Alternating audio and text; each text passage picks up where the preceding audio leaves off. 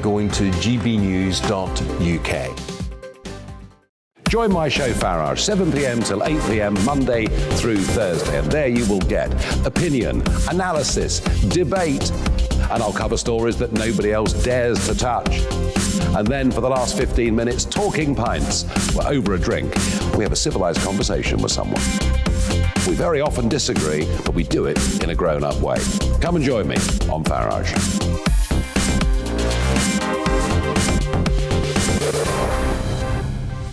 I'm Dan Wootton. Join me Monday to Thursday from 9 to 11 for the feistiest and most fun news debate on TV, where free speech reigns. I'll bring you a sharp take on the day's biggest stories, bombshell newsmaker interviews, and A-list guests. And I guarantee you, no spin, no bias, no censorship, and no reason to go to bed. That's Dan Wootton tonight, Monday to Thursdays from 9 on GB News. Hello there, I'm Eamon Holmes. And I'm Isabel Webster. And we hope you can join us for Breakfast with Eamon. And Isabel. You make me laugh out loud, belly laugh. Is that important first thing in the morning? Yeah, absolutely. And there's me trying to be deadly serious. News is a serious business. Yeah, I have to rein you in sometimes. Well, it doesn't stop us laughing at it. It doesn't stop us having an opinion on what's going on. Yeah. And it certainly will not stop us reflecting what you think. Weekdays from 6 to 9:30 on GB News.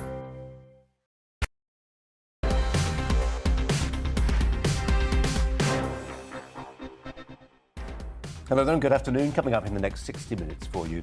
In the last hour or thereabouts, a second Conservative MP has said he will be submitting a letter of no confidence in Boris Johnson. We'll be speaking to Jacob Rees-Mogg, the leader of the House of Commons, as well as a staunch supporter of the Prime Minister, about the growing divisions within the Conservative Party. Plus, almost £9 billion of taxpayers' cash has been wasted on unusable personal protective equipment during the course of the pandemic, an eye-watering figure indeed. But in the midst of the early panic over COVID, could government really have done any other? And I'll be joined throughout today's show by the journalist and author Ella Whelan. That is all to come, but first we bring you today's headlines.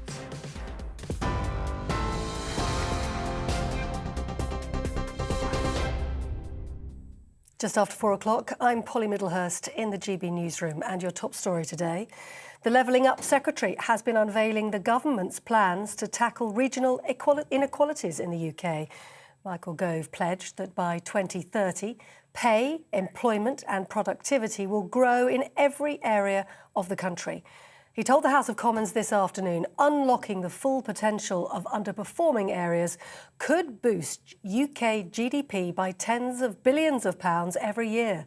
He also announced the government will unashamedly put British workers first in the global race for investment. The gap between much of the South East and the rest of the country in productivity, in health outcomes, in wages, in school results and in job opportunities must be closed. And the economic prize from levelling up is potentially enormous. If underperforming places were levelled up towards the UK average, unlocking their full potential, it could boost aggregate UK GDP by tens of billions of pounds each year. Michael Gove. Meanwhile, Labour has accused Boris Johnson of introducing stealth taxes and gaslighting the British public. During PMQs, Sir Keir Starmer compared the Prime Minister and the Chancellor Rishi Sunak to the film characters Thelma and Louise, saying they were driving the country off a financial cliff. The Prime Minister says the Tories have lifted the living wage and helped an extra 500,000 people off welfare and into work. Lots of words, lots of bluster, no answers. Word of warning. Word of warning, Prime Minister. That's not going to work with the police. I'll tell him why they're putting taxes up. Low growth. In the decade of Tory government before the pandemic, growth slumped. It was much, much weaker than under the last Labour government. I think everybody in this country can see that we've been through the biggest pandemic since for 100 years, that we've looked after the people of this country to the tune of £400 billion, that we've put into furlough and all the other schemes, 11.7 million people protected. Everybody knows the cost of that, Mr. Speaker. And at the same time, in spite of all the difficulties that we have faced, we have now got the fastest growth in the G7. Boris Johnson and Keir Starmer there. Well, in international news today, US President Joe Biden is sending nearly 3,000 American troops to Europe in response to rising tensions over Ukraine. Last week, the US military put about 8,500 soldiers on alert in readiness to deploy to the region if needed. John Kirby from the US Department of Defense says the troops are there to bolster Ukraine's defenses. Our commitment to NATO, Article 5, and collective defense remains ironclad. As part of this commitment, and to be prepared for a range of contingencies, the United States will soon move additional forces to Romania, Poland, and Germany. I want to be very clear about something. These are not permanent moves. These forces are not going to fight in Ukraine.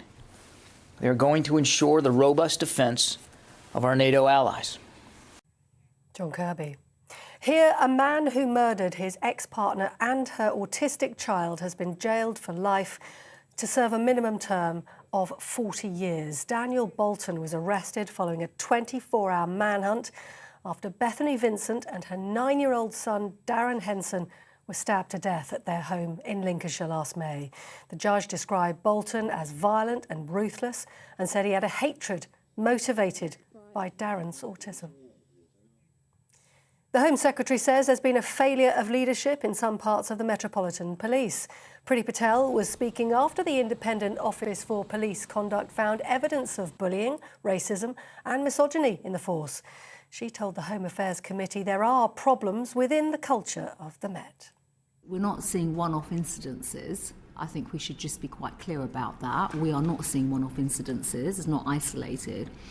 We have seen now too many times, too many instances where in policing we just see the most appalling behaviours, the most appalling conduct. I also think it shows a failure of leadership in some quarters.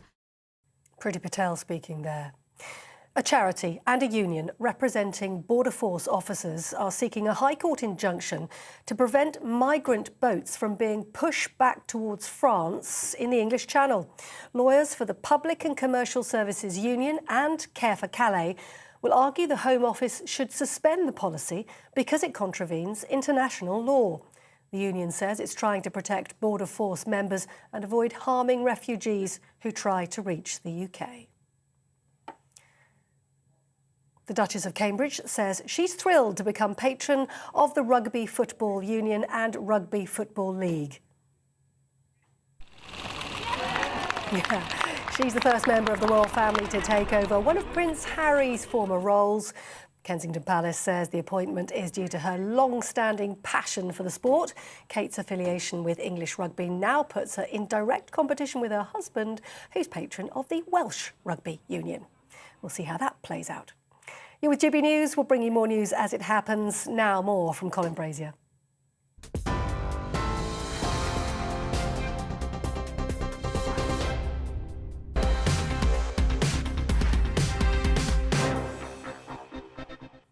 Well, during the course of today, another 2 Conservative MPs have added their names to the list of those Tory parliamentarians who want to replace Boris Johnson as their party leader.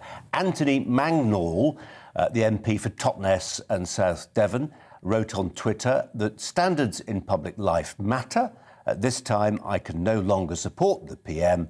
His actions, and the word he used was mistruths, and mistruths are overshadowing the extraordinary work of so many hard-working colleagues. Well, earlier, Tobias Ellwood, the chair of the Commons Defence Select Committee, confirmed that he had sent a letter of no confidence in the Prime Minister.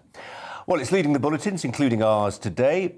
But should it be? It's a question many of you have been posing to us over the last fortnight and more, when so much else is happening in the world. Ella Whelan from Spiked is alongside me to ponder on that. So let me just, there you go, say hello to Ella. Hi, Ella, and we'll come back to you in a second. But in the meantime, let's get straight on with this interview. The Leader of the House of Commons and Conservative MP for North East Somerset, Jacob Rees-Mogg, joins us now. You saw him perhaps earlier in the clip, close by the Prime Minister during PMQs.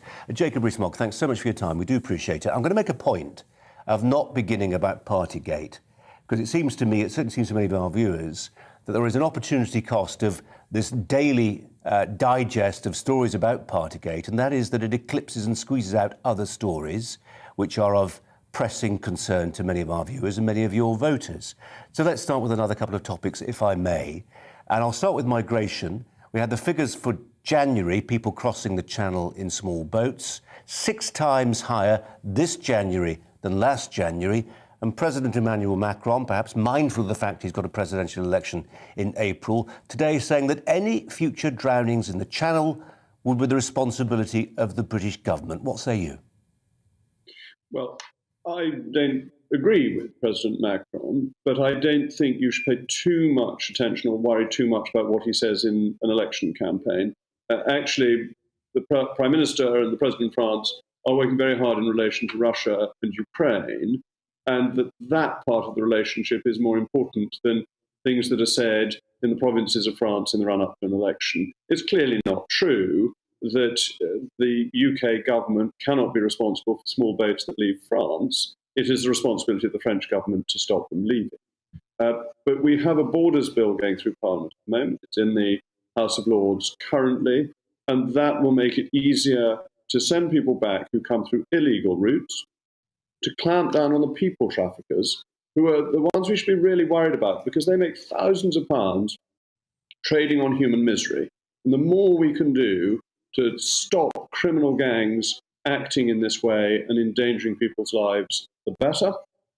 And we can then ensure that people who come through legitimate routes, come legally to claim asylum, are treated more fairly, because this country has a proud history of being a place of refuge for those whose lives are in danger.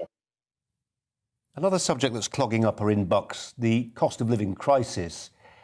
Did you think when you went into politics, when you became a Conservative MP, that you would be serving in a government which was presiding over the highest tax burden in 71 years? No, of course I didn't. But I didn't think I would be in a government that would have to spend £400 billion of taxpayers' money dealing with a COVID pandemic. So politics is dealing with events as they crop up, some of which are very unexpected, some which are not precedented in recent times. And we have to look at the tension within Conservative thinking between low taxes and sound money. We've always been the party of sound money. We've always believed that the government's finances should be kept in good order.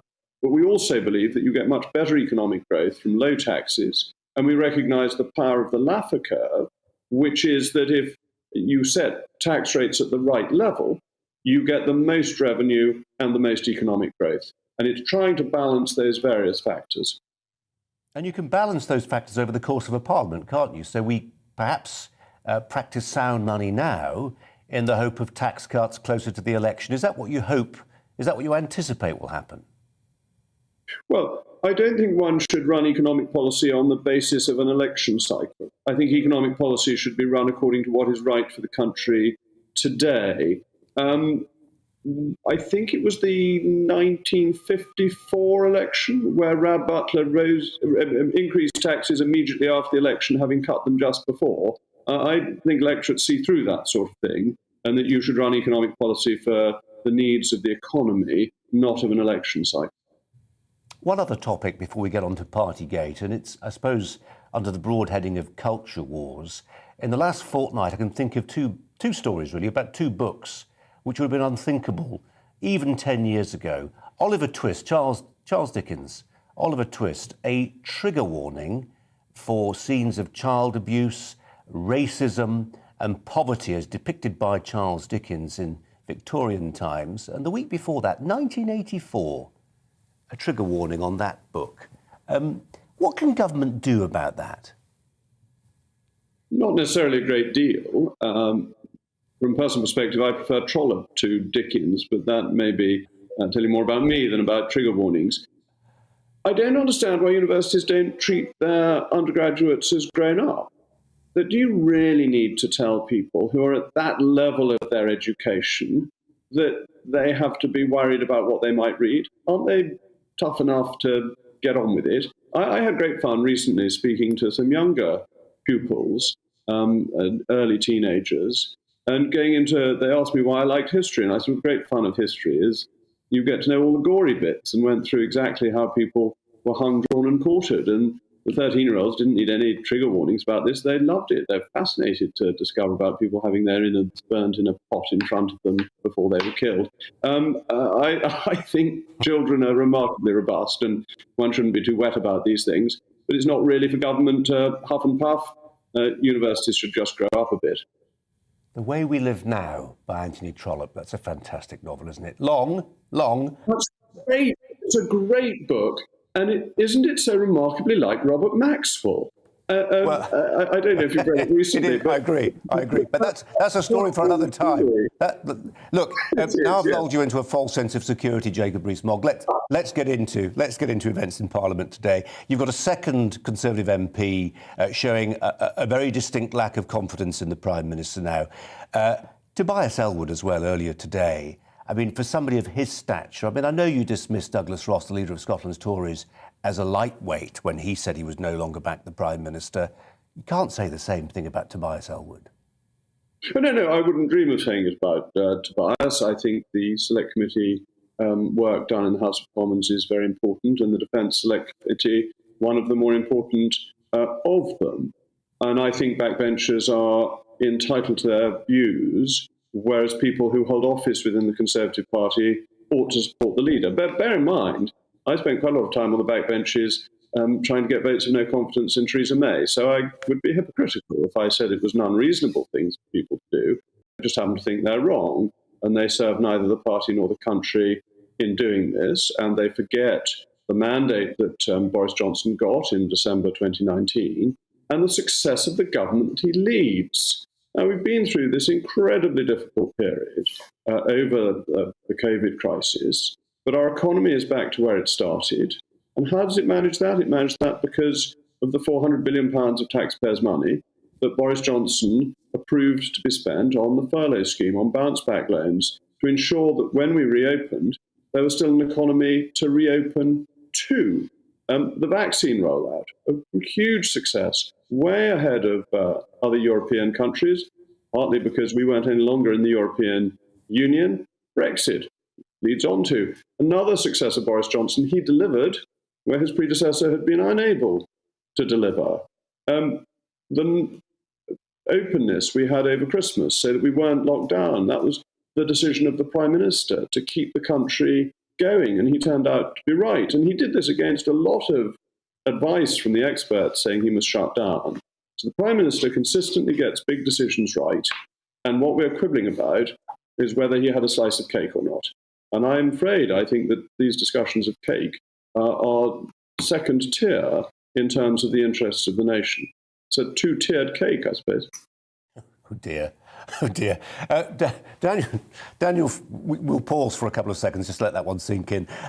Daniel Finkelstein in The Times today was critical of you, Jacob Rees-Mogg, in suggesting there could be a general election in the event of the Prime Minister being dethroned as leader of the Conservative Party. He said that constitutionally that was a little bit flaky. What do you say to that? Well, Daniel Finkelstein is a leading Conservative thinker, and therefore any criticism that comes from him I read very carefully. I think he, for very understandable reasons, hasn't studied my discussions of the Constitution carefully, because this is not something I dreamt up last week to say in defence of the Prime Minister.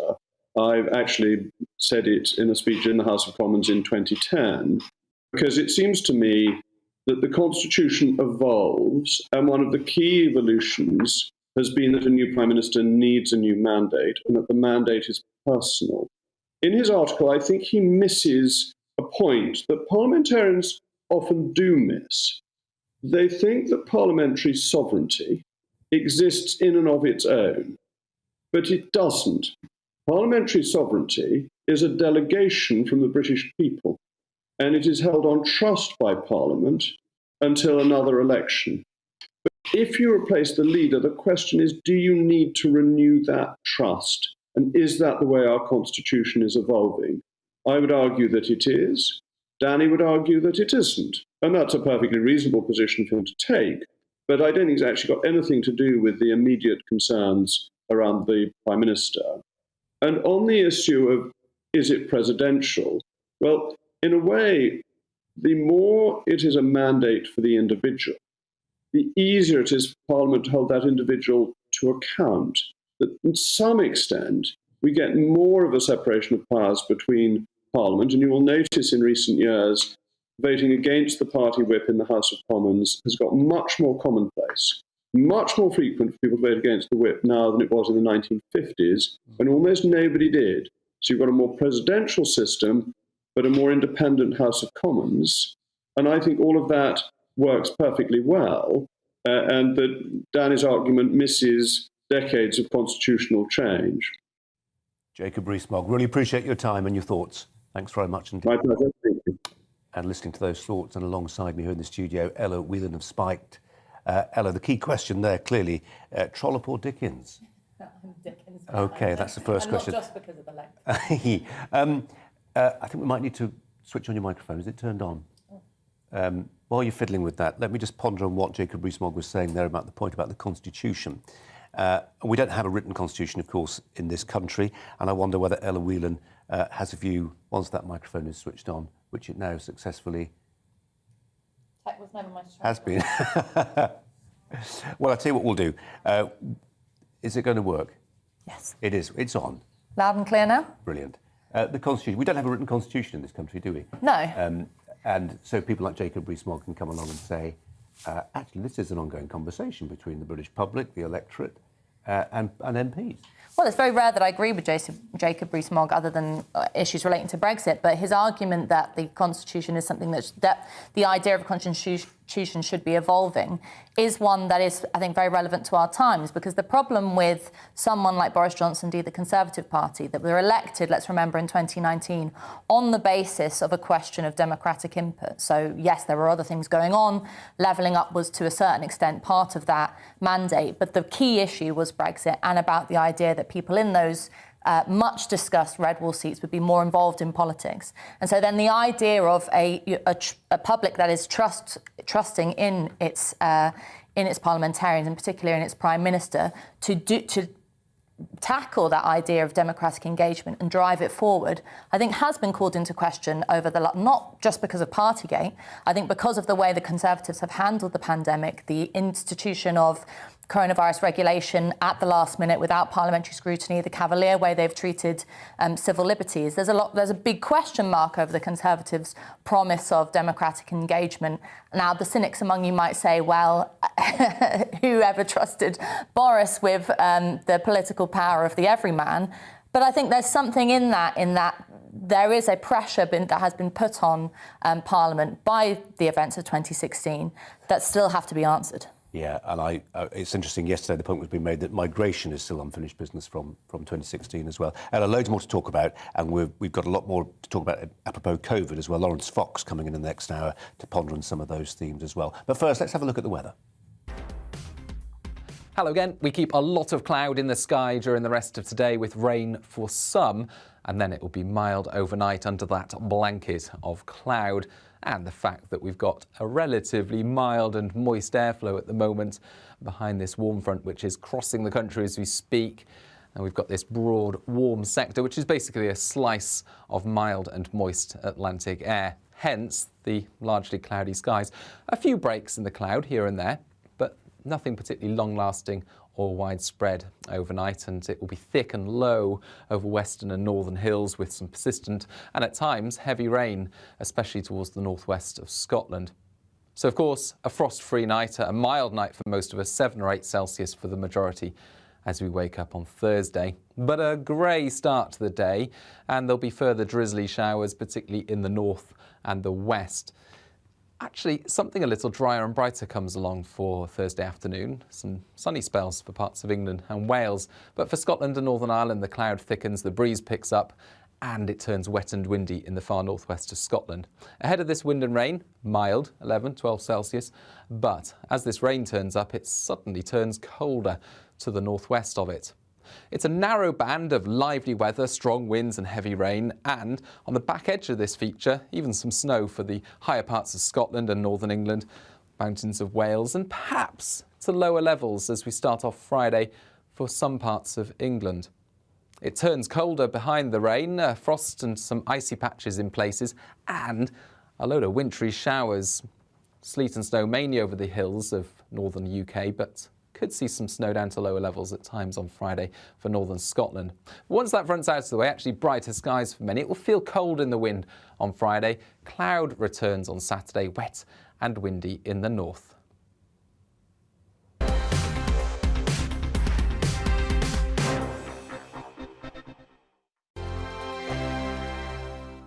Hello there, I'm Eamon. And I'm Isabel. And you're watching the GB News digital stream across the United Kingdom. And around the world. If you're here in the UK, you can also watch us on your TV screen. GB News is Freeview channel 236. On Sky, we're channel 515. 626 on Virgin Media. Just remember, you might need to retune your TV to watch the channel. Yeah, and if you are doing that, find out more about retuning by going to gbnews.uk.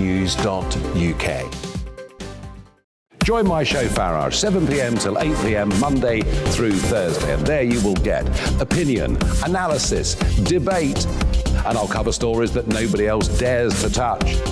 And then for the last 15 minutes, talking pints. We're over a drink. We have a civilized conversation with someone. We very often disagree, but we do it in a grown-up way. Come and join me on Farage.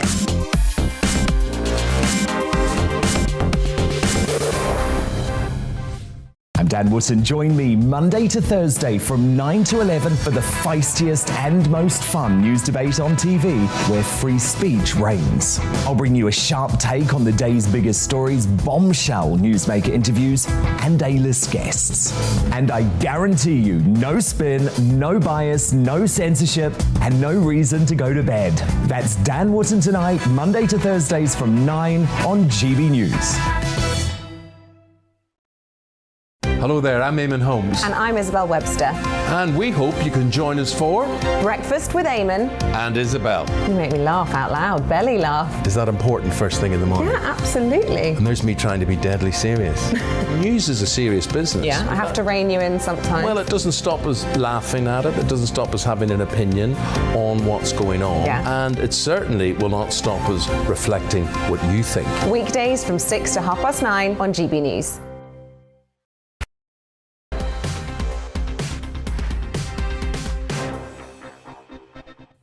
Welcome back. You're with Colin Brazier on GB News on TV and on DAB radio. White House officials say US President Joe Biden is to send extra troops to Europe this week amid continuing fears of a Russian invasion of Ukraine. Let's turn to our security editor, Mark White, who can reflect on this, flanked as he is by Ella Whelan, who may have a view too on what America's up to, what Putin's up to, and what Ukraine can do and what we should do about it. Mark.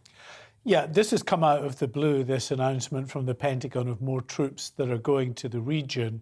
And I'm sure it will have raised an eyebrow or two in the region as well, given that we've had the first comments from Vladimir Putin in almost a month, where he has actually warned that the US are trying to push him towards conflict in that area by the way in which he says they're upping the ante.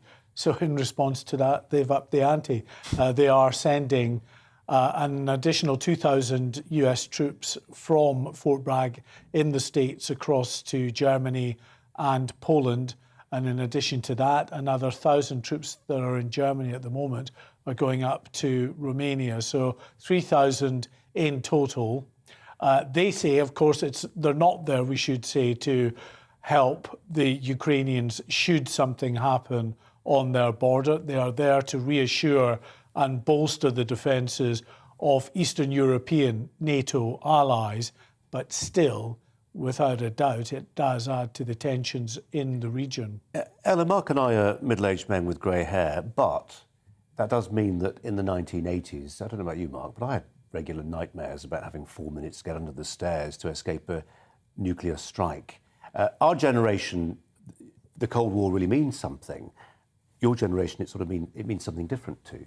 Does it worry in the way it worries perhaps people who lived through that? I think there's a balance to be struck between there's a huge amount of dangerous histrionic action happening, particularly on behalf of the West at the moment, where the kind of action that America is taking now suggests that, we talk about a pantomime going on in the House of Parliament. There's a pantomime going on the global stage, but the consequences could be far from funny. There's a balance between kind of calling for calm on that and then acknowledging that tensions with Russia are not something to be sniffed at. I know we're not back in the realm of the Cold War.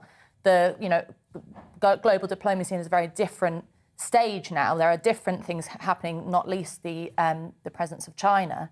But I really would wish that there would just be some kind of recognition on the West's behalf, and this isn't to kind of go all pro-Putin, that this isn't a case of an evil Russia trying to manhandle around the area of Ukraine, that the West just has to come in and play the white knight, that isn't what's going on. And the more that they push that idea, the more they're going to push Putin into a dangerous situation.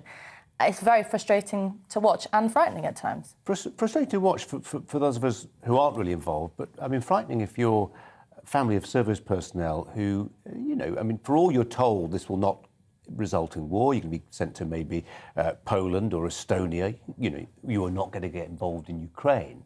But nonetheless, there is a drumbeat of war that seems to be building.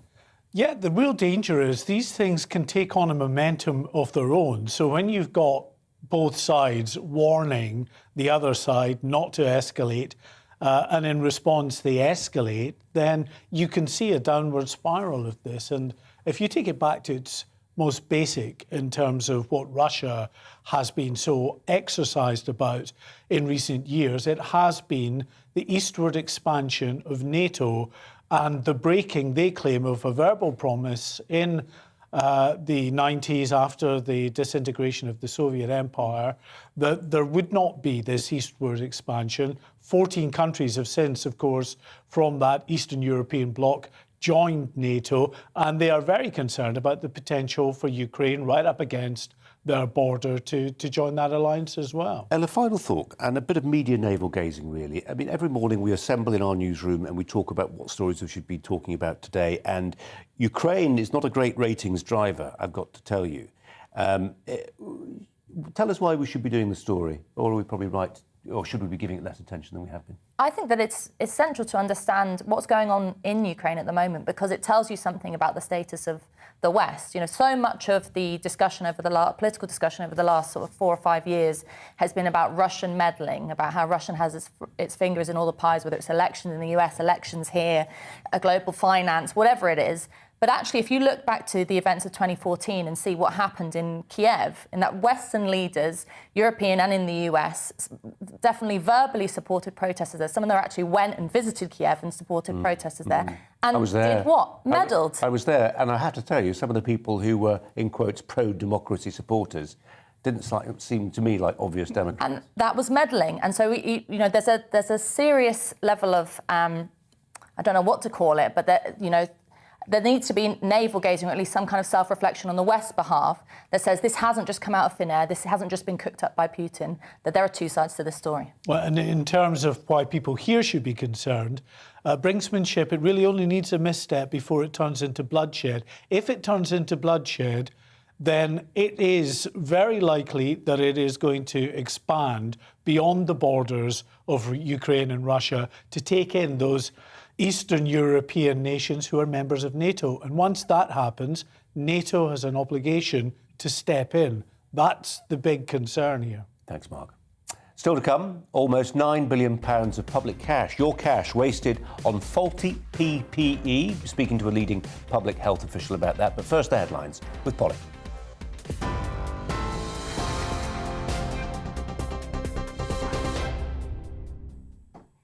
The very latest news headlines at just after 4:30. The Levelling Up Secretary has today unveiled the government's plans to tackle regional inequalities in the country. Michael Gove pledged that by 2030, pay, employment and productivity will all grow in each area of the UK.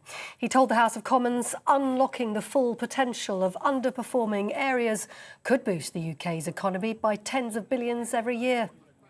Labour has accused Boris Johnson of introducing stealth taxes and gaslighting the British public. During PMQs, Keir Starmer claimed the government was driving the country off a financial cliff. The Prime Minister said the Tories have lifted the living wage and helped an extra 500,000 people off welfare and into work. US President Joe Biden is sending nearly 3,000 American troops to Europe in response to rising tensions over Ukraine, as you've been hearing.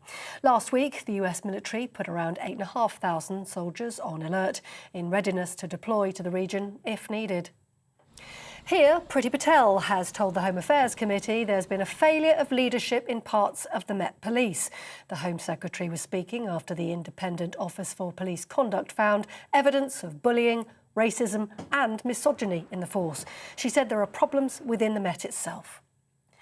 And thousands of pieces of memorabilia made to mark the Queen's Platinum Jubilee have been significantly discounted after producers failed to spot a spelling mistake. A Chinese manufacturer made more than 10,000 teacups, mugs and plates with Jubilee written as Jubilee. Lovely Jubilee. On TV, online and on your radio via DAB+, you're with GB News. Now we'll have more from Brazier, at least after the break.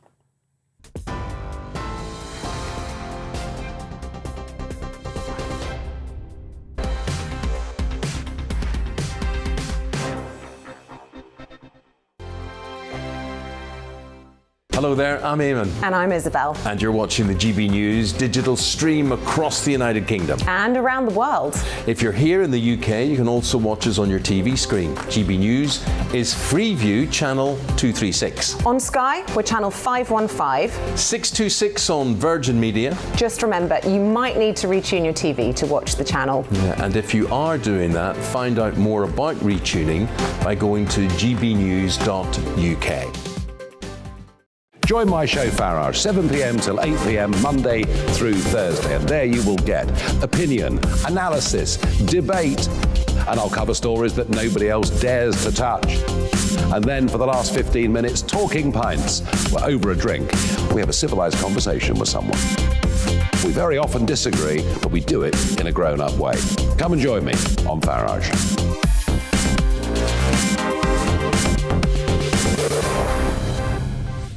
I'm Dan Wootton. Join me Monday to Thursday from 9 to 11 for the feistiest and most fun news debate on TV, where free speech reigns. I'll bring you a sharp take on the day's biggest stories, bombshell newsmaker interviews, and A-list guests. And I guarantee you, no spin, no bias, no censorship, and no reason to go to bed. That's Dan Wootton tonight, Monday to Thursdays from 9 on GB News. Hello there, I'm Eamon Holmes. And I'm Isabel Webster. And we hope you can join us for Breakfast with Eamon and Isabel. You make me laugh out loud, belly laugh. Is that important first thing in the morning? Yeah, absolutely. And there's me trying to be deadly serious. News is a serious business. Yeah, I have to rein you in sometimes. Well, it doesn't stop us laughing at it. It doesn't stop us having an opinion on what's going on. Yeah. And it certainly will not stop us reflecting what you think. Weekdays from 6 to 9:30 on GB News.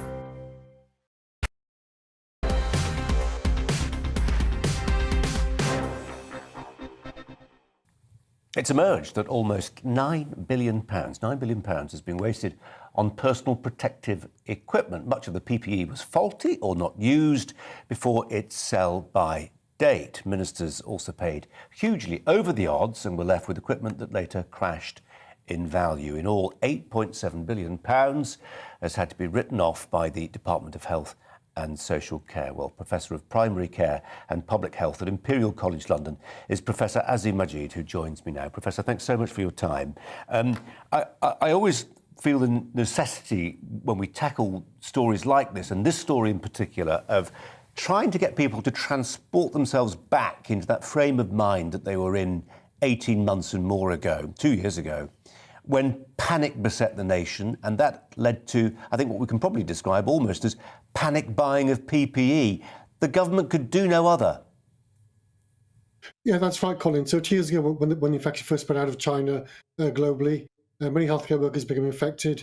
In some cases, they died because they were wearing the right equipment to protect themselves. And so that caused a lot of panic amongst governments and healthcare workers. And so there was a big rush across the world, not just the UK, but across Europe, North America, elsewhere, Asia, to buy PPE. This drove up prices dramatically, so prices became much, much higher than they would have been 6 months earlier. And so we ended up paying a lot more than we would have paid if we'd bought the PPE in 2019 rather than 2020. So there was a desire to buy PPE, and that did drive up prices dramatically 2 years ago, unfortunately. Yeah, I mean, we say unfortunately, and I mean, it really is unfortunate, isn't it? When you're looking at the sums involved, I think 8.7 billion, it would pay for the entirety of the Ministry of Justice annual running cost. You're getting on for a dozen hospitals that could be built with the proceeds of that, and it's taxpayers' money. But it is, as you say, a reflection of supply and demand at the time, and there was a global marketplace and a competition for the scarce resources. And I suppose if there's anything good that we can say has come from it is we won't do it again, will we? We'll make sure we've got stuff in store, warehoused for just this type of eventuality. Yeah, I think we've learned the right lessons, so we know we need to plan carefully for any future pandemic to make sure we know what PPE we need, the amount, the quantity, the quality. We also need to ensure we've got a good supply from the UK as far as possible, and rely less on overseas suppliers. If we use overseas suppliers, make sure we use suppliers that we trust, who can deliver the equipment at the right quantity and quality at the right price. So we have learned the lessons from the pandemic, and so I think we are better placed going forward to get much better value for money from anything we spend in the future on PPE or the COVID-19 measures. Yeah, we certainly hope so, don't we? Professor Majid, as ever, thanks very much indeed for your time and your thoughts. Thanks a lot, Colin. Thank you.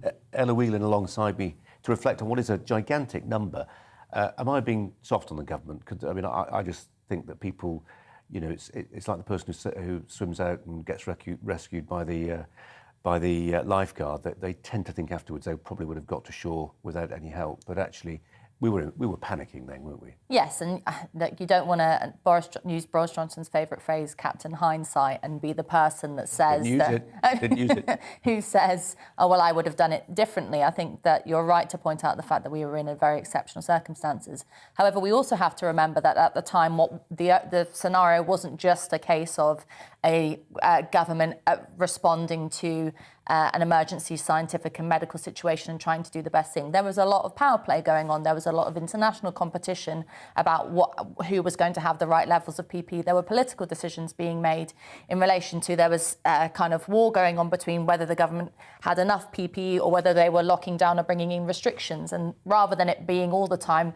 purely scientific or resource-based decisions, there was also a lot of politics happening. Well, it's funny, I don't want to turn this into, you know, our favourite subject, Brexit, but it was a reminder that the basic unit of governance or affiliation actually is the nation state. And whether it was PPE or governments and countries going into bat against each other for jabs and for inoculations, at the end of the day, it was devil take the bloody hindmost, wasn't it, really? Yes, and in relation to vaccines, the British government made the right decision, and I absolutely support them in the fact that when lots of other European nations were being fatally risk averse in relation to vaccine rollout, in particular AstraZeneca, the government made the right decision on taking a punt on that.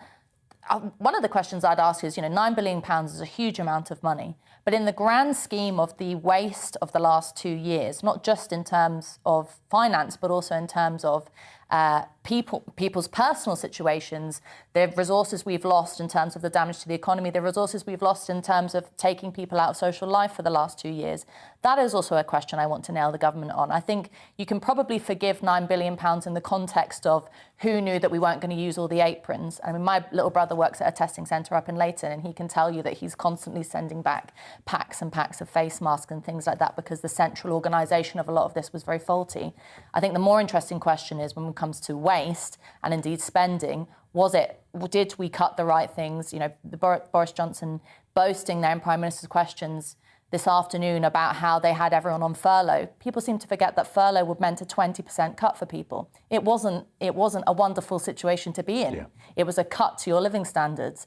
So a little bit perspective in that, as well as some answers on PPE. I think when it comes to waste as well, there's a difference between waste which is absolutely irrecoverable, the PPE, and things like £4 billion worth of fraud on COVID loans, which it should be recoverable, but we've decided sort of isn't. We're going to move on we're going to move back actually to migration. The French President Emmanuel Macron has blamed Britain, we were talking to Jacob Rees-Mogg earlier about this, for every migrant who drowns in the English Channel. President Macron, it would seem, is trying to gather support as he launched his campaign for re-election and says he will step up the pressure on Boris Johnson to establish a legal route to Britain for asylum seekers. Well, joining me now, the Director for the Centre for Migration and Economic Prosperity, that is Stephen Wolfe. Stephen, thanks for joining us as ever. These are strong words from Emmanuel Macron. We sort of dismiss them because it's all part of the huffing and puffing that goes with the presidential election. But really, to accuse a neighbouring country and an old friend of something as heinous as this is, I think it's beyond the pale. It is definitely beyond the pale, and it's certainly the sort of language that Macron and others were criticising Boris Johnson and Priti Patel last year when they were talking about how strong they needed to be in terms of preventing people traffickers succeeding in getting migrants across the channel. So there is a bit of tit for tat on this. There's certainly an element of upping his anti-migrant game for the elections, because as we now know, Marine Le Pen is coming stronger into the polls, and migration is the key issue in the polls at the moment. And thirdly, it's always been an incredibly important part of the political scene, that coast of Calais, where the fishermen are and where the impacts of migration. And he has to send a message out to those people, back me, because I will try to stop the migrant crisis building up in your areas. Stephen, Ella Whelan's alongside me. I think she's got a question. Yeah, well, just in relation to that point you made about Marine Le Pen and the pressure being put on Macron to step up in relation to his commitments on migration. I mean, where is the pushback on that among British politicians? Because it seems to me there can often be a race to the bottom in relation to the migrant crisis, which is that you have domestic issues of authority about borders, important questions about how politicians are going to control borders, and you end up with people on boats who are kind of fodder for political fights for legitimacy, which seem to be, particularly in relation to Macron, election sort of strategies. And is there any pushback against that within British political discussion? Well, certainly not necessarily within the inner cabinet of the Conservative Party. There is a view that this is becoming a really serious issue in the northern seats that elected so many only a couple of years ago. And of course, it was a major part of the Brexit vote. But there always will be those who are seeking to use migrants as a political weapon against Boris Johnson and the Conservatives as a whole. We'll watch that with the Labour Party, the Liberal Democrats and the SNP. The reality is, though, of course we're very concerned about what's happening to those people coming across the channel. We don't want to see any of them die. But we've also got to be aware about the costs of the country. Our estimates suggest that if the numbers that arrived this month, which was 1,347 in January, compared to last year, that's a 500% rise. We've seen rises of 455% in total and 300% in the last couple of years. So our low-end sum of people arriving this year would be 66,000 people, with the high end being 138,000. We can't cope with those numbers. And Stephen, that's always been the thing, isn't it? I mean, there was that thing during the financial crisis. People the cliche was always businesses hate uncertainty. It's not just businesses. People hate uncertainty. They hate the uncertainty of not knowing precisely why somebody's coming to your country. They probably want to improve their personal circumstances, and they may well actually be a net gain for the country. They may not be. They may be fresh out of prison. They may be mindful to do us harm for reasons to do with the ideology, but we don't know. And you make the key point, nor do we know the quantum. We have no idea what the upper limit on this is. If it's gone up sixfold from year to year, January to January, this year compared to last year, where is the upper limit? Well, no one's actually going to give a clue. All we're doing is working on the percentage increases on a month-by-month basis, comparing January of this year to January of last year. And as I say, that's a 500% increase. And the years have gone by from 2018. And we also ignore this factor, Colin, that when we're talking about the boats coming over in small boat vessels, as the Home Office would call them, we still have people coming across in vehicles, and we still have people arriving at the airports. Last year, there was just under 10,000 who came in at the airports and in vehicles, and there was 8,000 the year before. So in total, we nearly had 40,000 last year, just on that. The numbers are significant. You just talked about losing 9 billion on PPE, and we're losing 4 billion on fraud. Well, this is costing the country going to be this year around 2 billion for the extra figures coming in. Stephen Wolfe, as ever. Stephen, thanks ever so much for your contribution. Thank you. Really welcome. Ella Whelan's still alongside me here, offering a different perspective on this.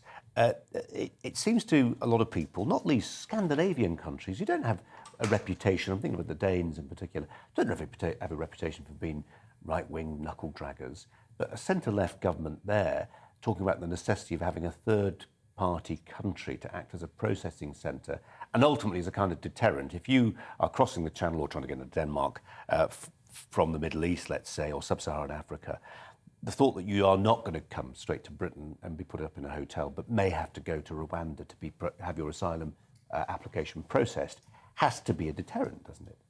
Well, I think part of the problem with the current British asylum system is that it is so very unclear. I mean, we don't have Priti Patel is always going on about the fact that we don't have a proper system in which there are clear guidelines about who can come, about how many, Stephen Wolfe's made the point that the upper limit or the number of people who can come is something that politicians will refuse to be pinned down on because it's seen as a hot They become hostage to fortune, don't they? Yes, but for me and someone who wants to see a more liberal immigration system and a more liberal asylum system, part of the problem is that we are not having an honest discussion about what immigration brings to the country. In a different context, cast your mind back a few months when we were talking about shortages in fruit pickers and shortages in relation to lorry drivers. You had a government coming forward and saying that they were going to open up visas for temporary workers because we needed people to come to this country to work. When you're talking about people from whether Libyans or people from Afghanistan or people from other parts of the world, not Eastern Europeans, the government suddenly becomes very tight-lipped when it's dealing with the question of resources. Now, I don't think we should see immigrants as just simply the people who pick our fruit and care for our families and do the menial things in life. I think we should see look at immigration in a much more positive life, which is that idea of an international community and where people can come to become citizens and contribute something to the UK and make a difference. You're not arguing for open borders, are you? There'll be some people who are saying, there's somebody living in London, she doesn't have to live with the consequences, the negative consequences of immigration. I don't know, that's not what you're saying. But just a thought, and I'm going to take this in a slightly different direction. We haven't gone very long, and it's a massive topic. But I'm with you on the fact we don't have an honest and open conversation about this. And I come at this from a completely left field position. I think one area that's not touched on, even the countries that are providing us with the immigrants who make our National Health Service tick and do the jobs that a lot of Brits don't want to do, even those countries are now facing their own demographic crises. I think, long term, and more countries are starting to think about this, you need, we've got an inflation policy, you need to have a demography policy, you need to have a population policy, you need to think about how you grow your own, because you can't just keep filching off the developing world indefinitely to get people to do jobs that we no longer can fill. We have a shortage of people increasingly. Yes, and I don't want to treat people from different nations as just the stopgap to do the jobs that British people don't want to do. That's infamously the whole the British jobs for British workers discussion led to a racist view of immigration in that way.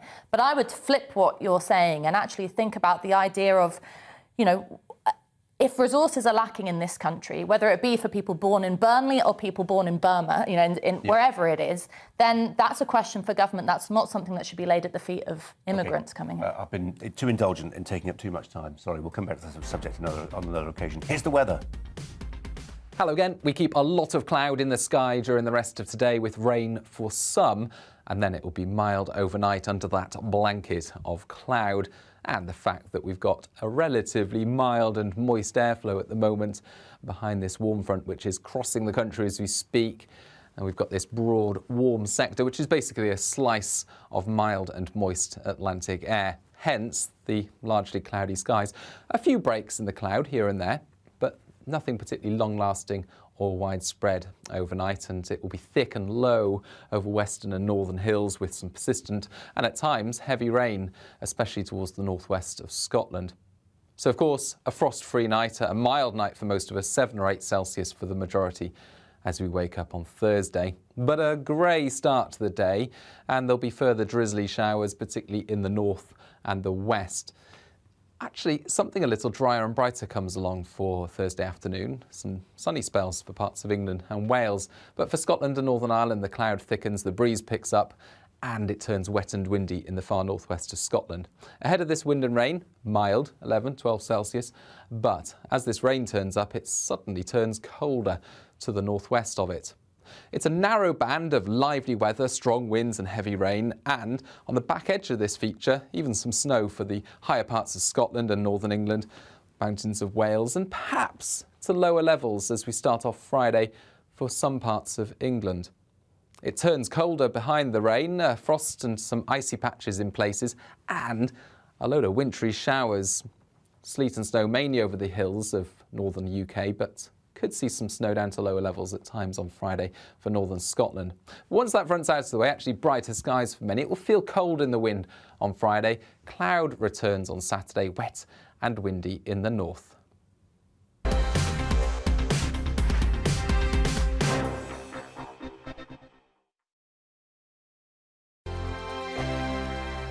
Hello there, I'm Eamon. And I'm Isabel. And you're watching the GB News digital stream across the United Kingdom. And around the world. If you're here in the UK, you can also watch us on your TV screen. GB News is Freeview channel 236. On Sky, we're channel 515. 626 on Virgin Media. Just remember, you might need to retune your TV to watch the channel. Yeah, and if you are doing that, find out more about retuning by going to gbnews.uk.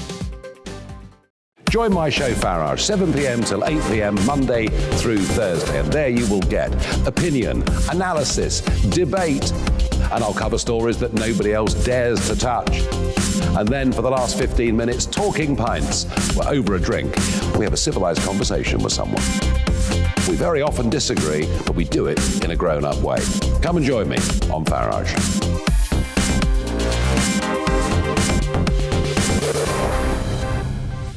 I'm Dan Wootton. Join me Monday to Thursday from 9 to 11 for the feistiest and most fun news debate on TV, where free speech reigns. I'll bring you a sharp take on the day's biggest stories, bombshell newsmaker interviews, and A-list guests.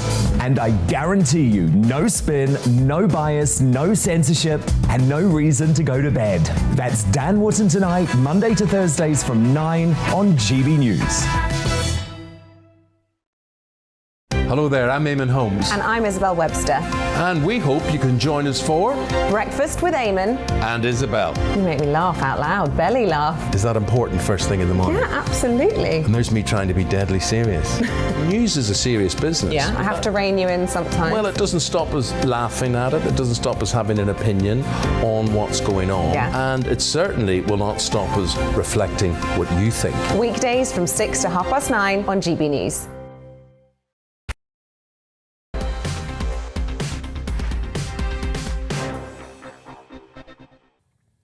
Hormone replacement therapy, HRT, is used to treat menopausal symptoms, and over 150,000 women have prescriptions now. For the first time, women would be able to get them in a pharmacy and do so without a prescription instead of going to their GP, depending on the outcome of a consultation. Well, joining me now, NHS doctor, Dr. Nathan Spence, to reflect on why this is happening. Doctor, what is the reason?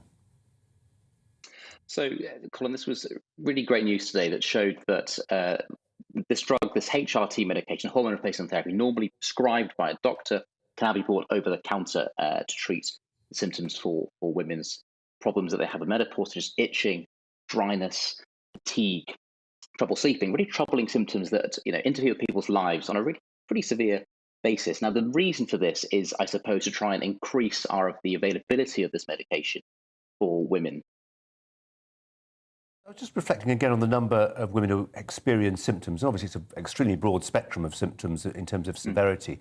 But 1.5 million women reporting some symptoms, some menopausal symptoms, which are causing them a degree of discomfort. Yeah, and absolutely. And it's not talked about enough. I mean, I think one good thing about this policy that's going to bring this into the limelight, have a conversation about the menopause, have more recognition for the problem. I think women probably all too aware of the symptoms of menopause, men maybe less so. A lot of things that are put down to just one of those things are actually very treatable with the right medication. So this is a very welcome change. Yeah. I've been part of these conversations over recent years, and it's not a one-way street, is it, Doctor? We know that some women have serious misgivings about the potential risk for things like breast cancer, for instance.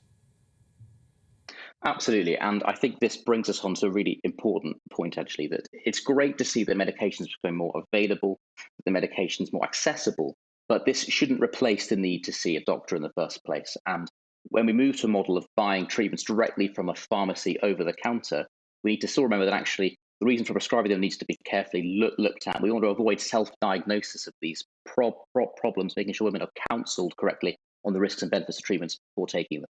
Yeah, and just on that point, that this is another area, and I'm sure lots of GPs will welcome the reduced workload, but this is another area where a clinical judgment has been replaced or at least given to a pharmacist rather than a doctor. Are you happy about that?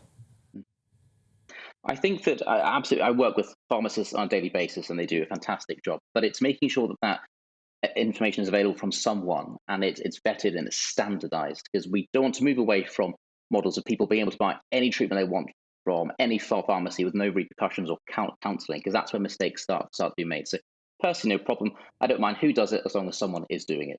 Yeah. Dr. Spence, thanks very much indeed. Appreciate your time. Thanks a lot. Ella Whelan alongside me. You on this one?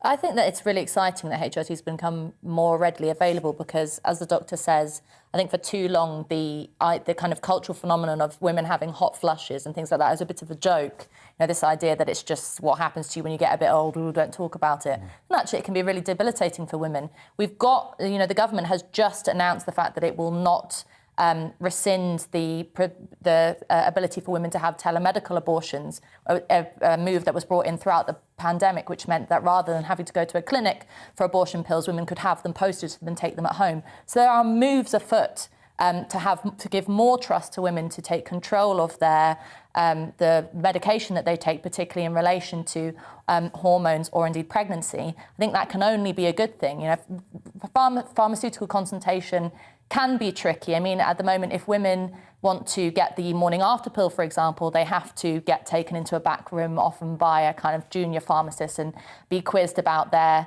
one-night stand before they're allowed that very safe medication, and that's unnecessary. In the case of HRT, I think most women would want to have a consultation initially with their doctors to rule out things like concerns about breast cancer, which are significant and very serious. But once that is ruled out, I think it's very exciting, the idea that women would be able to go in and readily get this medication that's going to make their lives better. There's a lot of kind of fluffy well-being kind of prejudice against HRT that says that you shouldn't put anything in your body. Actually, most women find it a real liberation. It means you can sleep through the night and go through a meeting without sweating. Got a story for you about that during commercial break. Ella, for now, thanks very much indeed. It's 5 o'clock. You're with Colin Brazier on GB News, on TV and on radio.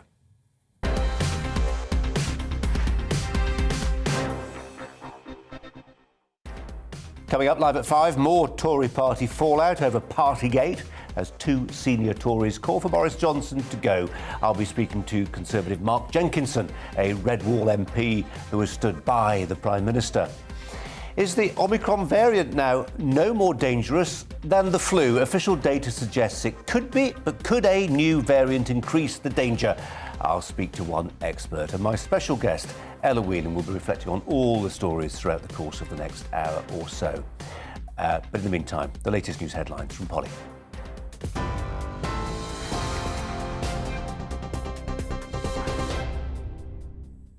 Colin, thank you. Good afternoon. It's just after 5 o'clock, your top story. The Levelling Up Secretary has today unveiled the government's plans to tackle regional inequalities. Michael Gove pledged that by 2030, pay, employment and productivity will grow in every area of the UK. He told the House of Commons in the last hour unlocking the full potential of underperforming areas could boost the UK's economy by tens of billions of pounds every year. He also announced the government will unashamedly, he said, put British workers first in the global race for investment. The gap between much of the South East and the rest of the country in productivity, in health outcomes, in wages, in school results and in job opportunities must be closed. And the economic prize from levelling up is potentially enormous. If underperforming places were levelled up towards the UK average, unlocking their full potential, it could boost aggregate UK GDP by tens of billions of pounds each year. Well, meanwhile, Labour has accused Boris Johnson of introducing stealth taxes and gaslighting the British public. During PMQs, Keir Starmer claimed the government was driving the country off a financial cliff. The Prime Minister responded by saying the Tories have lifted the living wage and helped an extra 1,000 people into work. Lots of words, lots of bluster, no answers. Word of warning. Word of warning, Prime Minister. That's not going to work with the police. I'll tell him why they're putting taxes up. Low growth. In the decade of Tory government before the pandemic, growth slumped. It was much, much weaker than under the last Labour government. I think everybody in this country can see that we've been through the biggest pandemic since for 100 years, that we've looked after the people of this country to the tune of £400 billion, that we've put into furlough and all the other schemes, 11.7 million people protected. Everybody knows the cost of that, Mr. Speaker. And at the same time, in spite of all the difficulties that we have faced, we have now got the fastest growth in the G7. Boris Johnson and Keir Starmer there. Well, in international news, the US President Joe Biden is sending nearly 3,000 American troops to Eastern Europe in response to rising tensions over the border on Ukraine.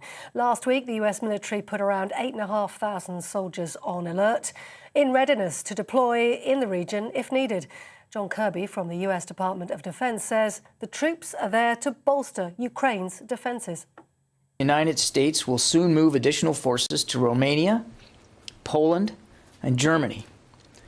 I want to be very clear about something. These are not permanent moves. These forces are not going to fight in Ukraine.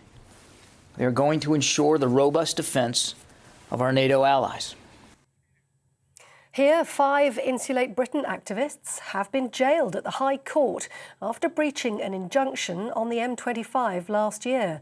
11 other protesters received suspended prison sentences after taking part in demonstrations between different junctions of the motorway last October. The Home Secretary has today told the Home Affairs Committee there's been a failure of leadership in parts of the Metropolitan Police.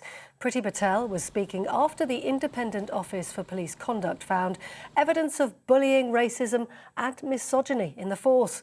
She said there are problems within the Met itself.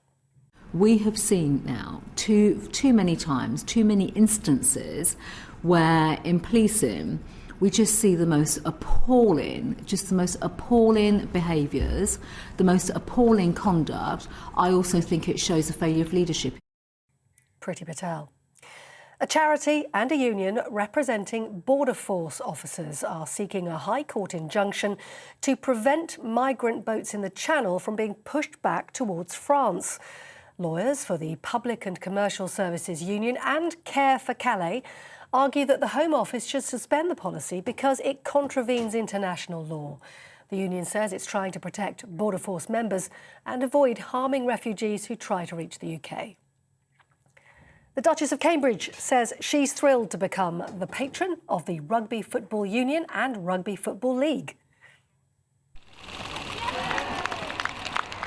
She's the first member of the royal family to take over one of Prince Harry's former roles, Kensington Palace saying the appointment is due to her long-standing passion for the sport.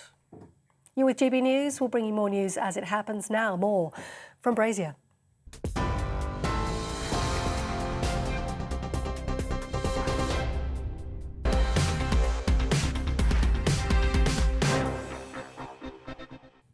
All the while, we're looking at more and more data around coronavirus, and it's telling us different stories as our knowledge advances. COVID's death rate, for instance, is lower than hitherto thought, government data suggests, with analyses of the case fatality rate showing it's now no more deadly. Can this really be true? Than the flu? So should we now treat COVID just like other seasonal winter viruses, or could new variants or surges in case rates imperil us again? Well, the CEO of private GP service Dr. Call is Dr. Charles Levinson, who joins us now to ponder on this one. Doctor, welcome to you and thanks for your time. We want it to be, it may be wishful thinking, we want it to be the case that it's only the flu really, but when you've got globally 5.5 million dead people from COVID, it's hard to believe it. Well, COVID is a new variant of the type of virus that causes the common cold. And the problem with it is just that it's a new variant, so we're not used to it. But as we get used to it, it does become much more similar to the common cold. And it is, over time, that is where it's going to end up. And flu, meanwhile, we are used to. We are vaccinate people against it, and we're used to living with it. But flu is a dangerous illness. It kills a lot of people, and it is subject to pandemics, just in the way that we've had one with COVID. So although there hasn't been a flu pandemic for a long time, the last one was in 1918, and that was very, very serious. But it may be another one, and if there is, we must make sure that we are have a better response to it than we did to COVID. And how much of this is down to evolution? You know, the evolution of the virus. I mean, presumably, you know far better than I do. Since 1918 and the Spanish flu epidemic, the flu evolved to be more transmissible but less lethal. And if Omicron teaches us anything, that there is an evolutionary track that the virus seems to be on, which makes it easier to transmit, but less likely to kill its hosts.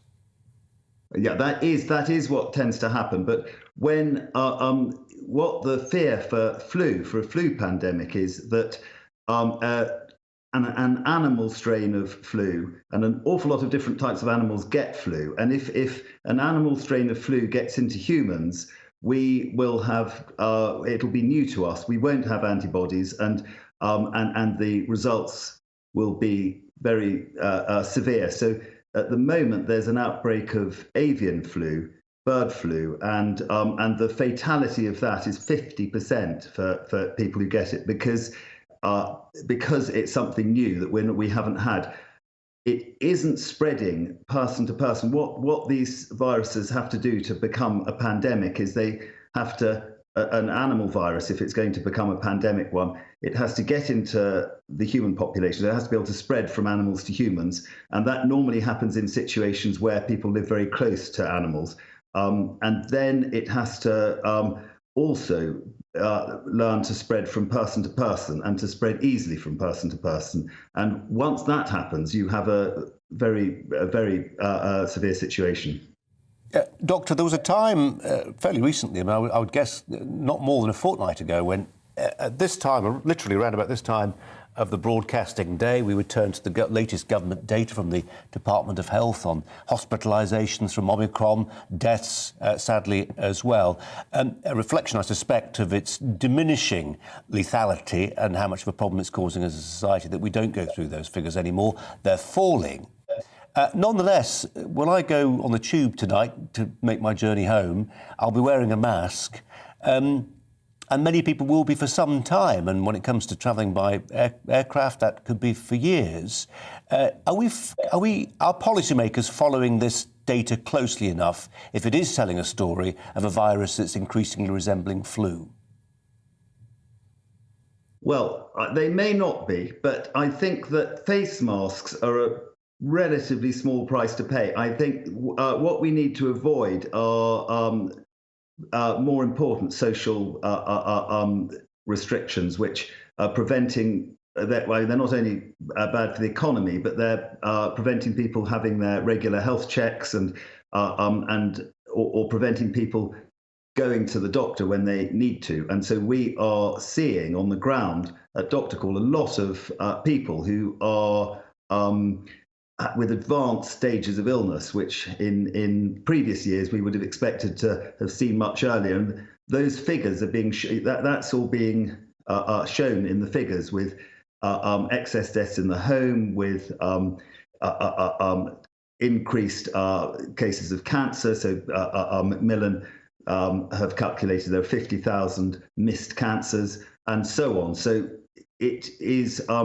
I mean, I think if people go on wearing masks on the underground for longer than they need to, I think that probably doesn't matter, does it? But I think what does matter is that people aren't told that they should protect the NHS to save lives. People should not be told to stay at home, and they should be out and about. We had, for example, we had a patient, an elderly lady with a skin cancer on the back of her hand, and elderly people have quite a tendency to be phlegmatic about things, and because I suppose various things are wrong with them, and they don't they don't rush to the doctor. But had she been out and about, someone would have said to her, you need to show that to someone, but they hadn't, and by the time we saw it, it was very advanced. So the effects of lockdown are varied and are important, and that's what we need to avoid, I think. And if people go on wearing face masks, I think, I mean, that will gradually disappear. But I don't think that's a big issue. Dr. Charles Levinson, as ever, Doctor, thanks so much for your time. Really appreciate it. Thanks very much indeed. Ella Whelan alongside me here to ponder on whether the persisting policy on face masks is a big deal. Charles Levinson said it isn't. The great thing about having you here is I have absolutely no idea where you're coming from on this and other topics. Share. Well, the way that the doctor puts it is very convincing, in that obviously in the grand scheme of harms that the restrictions and lockdown measures have caused, of course, people not being able to go to the doctors and the shutdown of society, it is far more important and it has had far greater harm than somebody being asked to wear something on their face. But I think we would be doing a disservice to the seriousness of social interaction if we downplayed the fact that face masks are something that creates alien barriers between people, particularly if you're talking about, you know, the tragic example of old people and that lady who didn't get seen quick enough. The institution of face masks for the old and the young are particularly alienating. It's very it completely blocks communication. I mean, I don't need to rehearse all the arguments. We know what face masks do. But I think, you know, the doctor points out the fact that if we're moving towards a situation in which Omicron is on a level with flu, I mean, the important point is that flu still kills people. And also an important point to add on to that is there are still a significant section of either commentators or people within the scientific community who are sort of the zero COVID fanatics, who are suggesting that because of the of issues like flu that do have a disproportionate effect on the elderly, for example, that we should continue to have some kind of restrictions, that we should continue to have masks, that we should continue to keep lockdown on the books as a measure that could possibly help with things like flu. That's a dangerous precedent to set, because what we're now talking about is the continuation of coronavirus measures long into the future, rather than looking at the lessons we can learn from the last 2 years. Can you help me with a really fiddly one? And I just don't know the answer to this at all, but I do know it's a question that people may not necessarily agree with me. The modelling, and you talk about the zero COVID fanatics, and some of them exist within our modelling communities. We want them to have full academic freedom to posit what they like, project what they like, and look at the data and say, OK, if you don't do this, this many people will die. It seems to me a lot of that modelling has been unduly pessimistic. It seems to me a lot of that modelling doesn't take account of the number of people, as the doctor was just explaining, die from other cancers. We may never know, right? Can there be a moral hazard for those modellers who cock it up so badly and thousands of people die as a responsibility? I mean, I'm not suggesting jail sentences. I'm not suggesting people lose their jobs. It just seems odd that there is no moral hazard to getting it so wrong. Yes, but I wouldn't lay the blame at modellers. I think that it's very important to allow people who do that kind of work to do as they see fit and experiment and potentially get it wrong. That's part of the scientific process, is that you make mistakes and you're free to make mistakes. I think the blame much more lies at the hands of, and I'm going to do a bit of self-flagellation because we're both members of the media. Not in the studio. For the media, I think, has been particularly abhorrent throughout the last 2 years in terms of political commentators almost making hay out of the fact that there has been some kind of shocking, salubrious numbers come out from one modeller. There's been a huge amount of pressure put on politicians by the media, and that's not me giving Boris Johnson a get-out clause, by the way, but there has been a huge amount of media pressure to do more, to do something else, to lock down harder, and we've seen the consequences that have happened with people's lives over the last 2 years. So I don't think I'd be locking up modelers, but I certainly would be pointing the finger at some of those people who have been alarmist in their reporting over the last 2 years. Just for the record, I'm not advocating locking up modelers. No. Or Twitter thinks that's what I said. Thanks very much. Well, now, the so-called Freedom Convoy of Canadian truckers protesting about the country's vaccine mandate has continued into its third day. It did so yesterday. The convoy has grown up to 45 miles long on its way to Ottawa, the country's capital, after the Canadian Prime Minister, Justin Trudeau, called them, quote, a fringe minority. Trudeau, who was evacuated from the city, you'll remember, has additionally refused to meet with the truckers, who have raised over 10 million Canadian dollars on the crowdfunding site GoFundMe. The Canadian leader also accused the protesters of showing, quote, disrespect to science and championing hate, abuse and racism, so not holding back. But was he talking rot? Joining me now from Canada, one of the few journalists who spoke to the truckers over the weekend, Andrew Lawton. Andrew, welcome to you. Just in terms of explaining this to British viewers and listeners who are not familiar with the story, how did it come to this? First, I have to commend you. GBNews has done a better job than most of the Canadian media at covering this and what it was all about. So you're to be commended for that.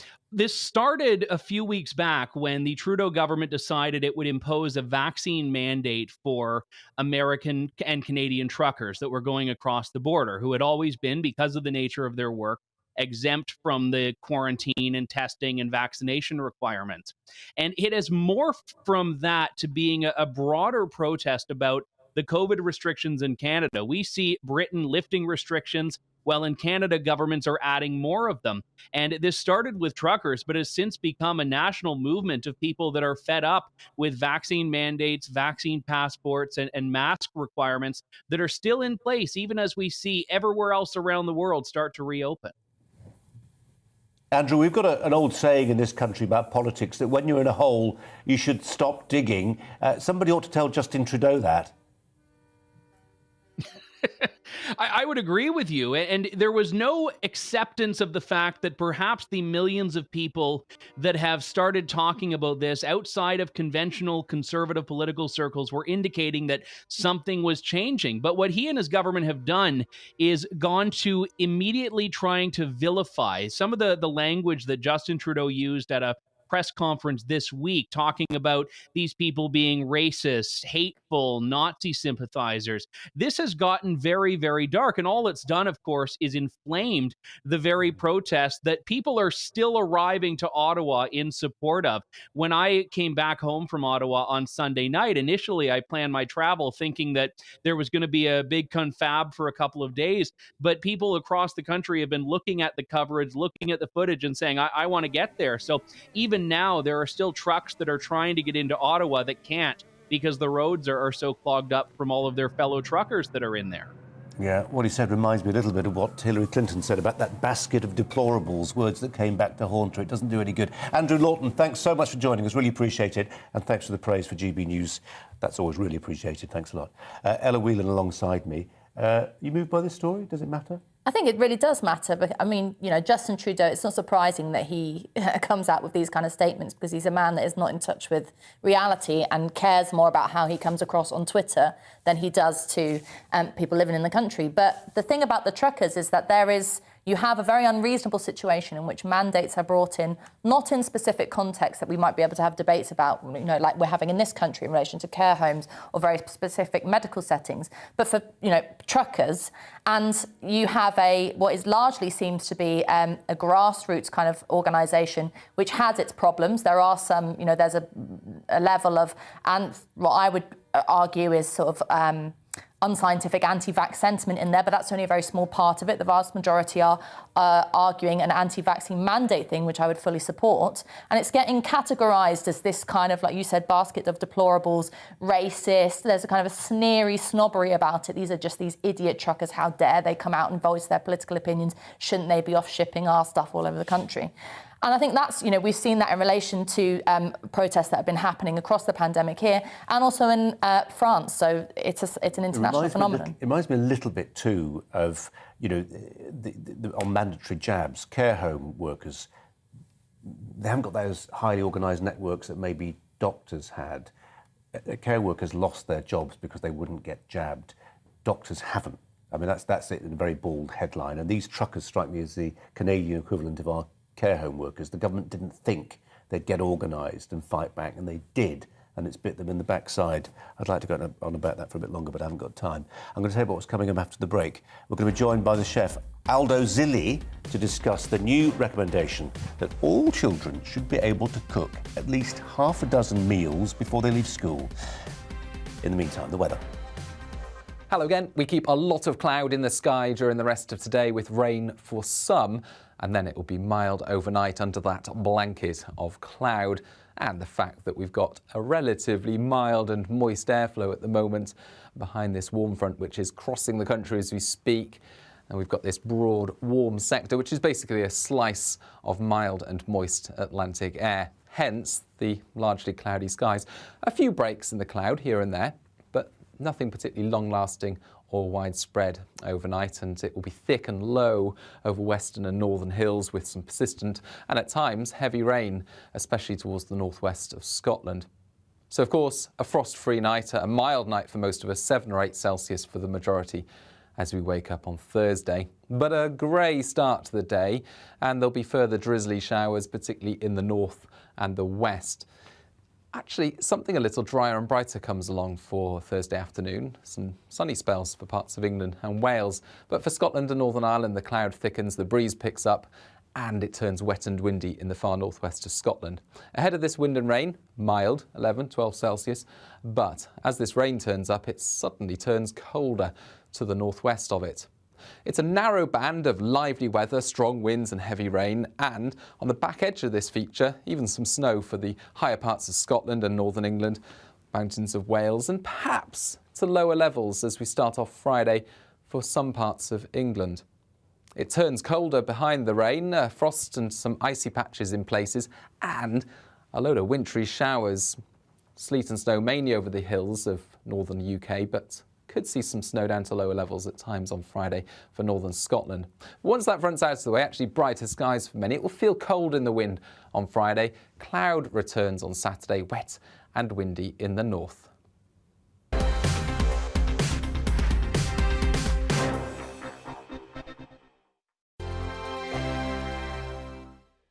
Hello there, I'm Eamon. And I'm Isabel. And you're watching the GB News digital stream across the United Kingdom. And around the world. If you're here in the UK, you can also watch us on your TV screen. GB News is Freeview channel 236. On Sky, we're channel 515. 626 on Virgin Media. Just remember, you might need to retune your TV to watch the channel. Yeah, and if you are doing that, find out more about retuning by going to gbnews.uk.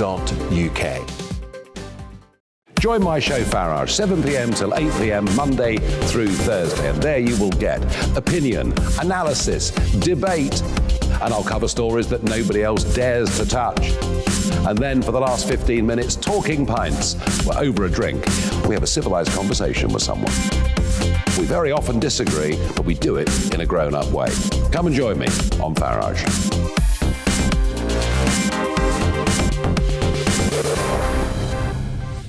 I'm Dan Wootton. Join me Monday to Thursday from 9 to 11 for the feistiest and most fun news debate on TV, where free speech reigns. I'll bring you a sharp take on the day's biggest stories, bombshell newsmaker interviews, and A-list guests. And I guarantee you, no spin, no bias, no censorship, and no reason to go to bed. That's Dan Wootton tonight, Monday to Thursdays from 9 on GB News. Hello there, I'm Eamon Holmes. And I'm Isabel Webster. And we hope you can join us for Breakfast with Eamon and Isabel. You make me laugh out loud, belly laugh. Is that important first thing in the morning? Yeah, absolutely. And there's me trying to be deadly serious. News is a serious business. Yeah, I have to rein you in sometimes. Well, it doesn't stop us laughing at it. It doesn't stop us having an opinion on what's going on. Yeah. And it certainly will not stop us reflecting what you think. Weekdays from 6 to 9:30 on GB News.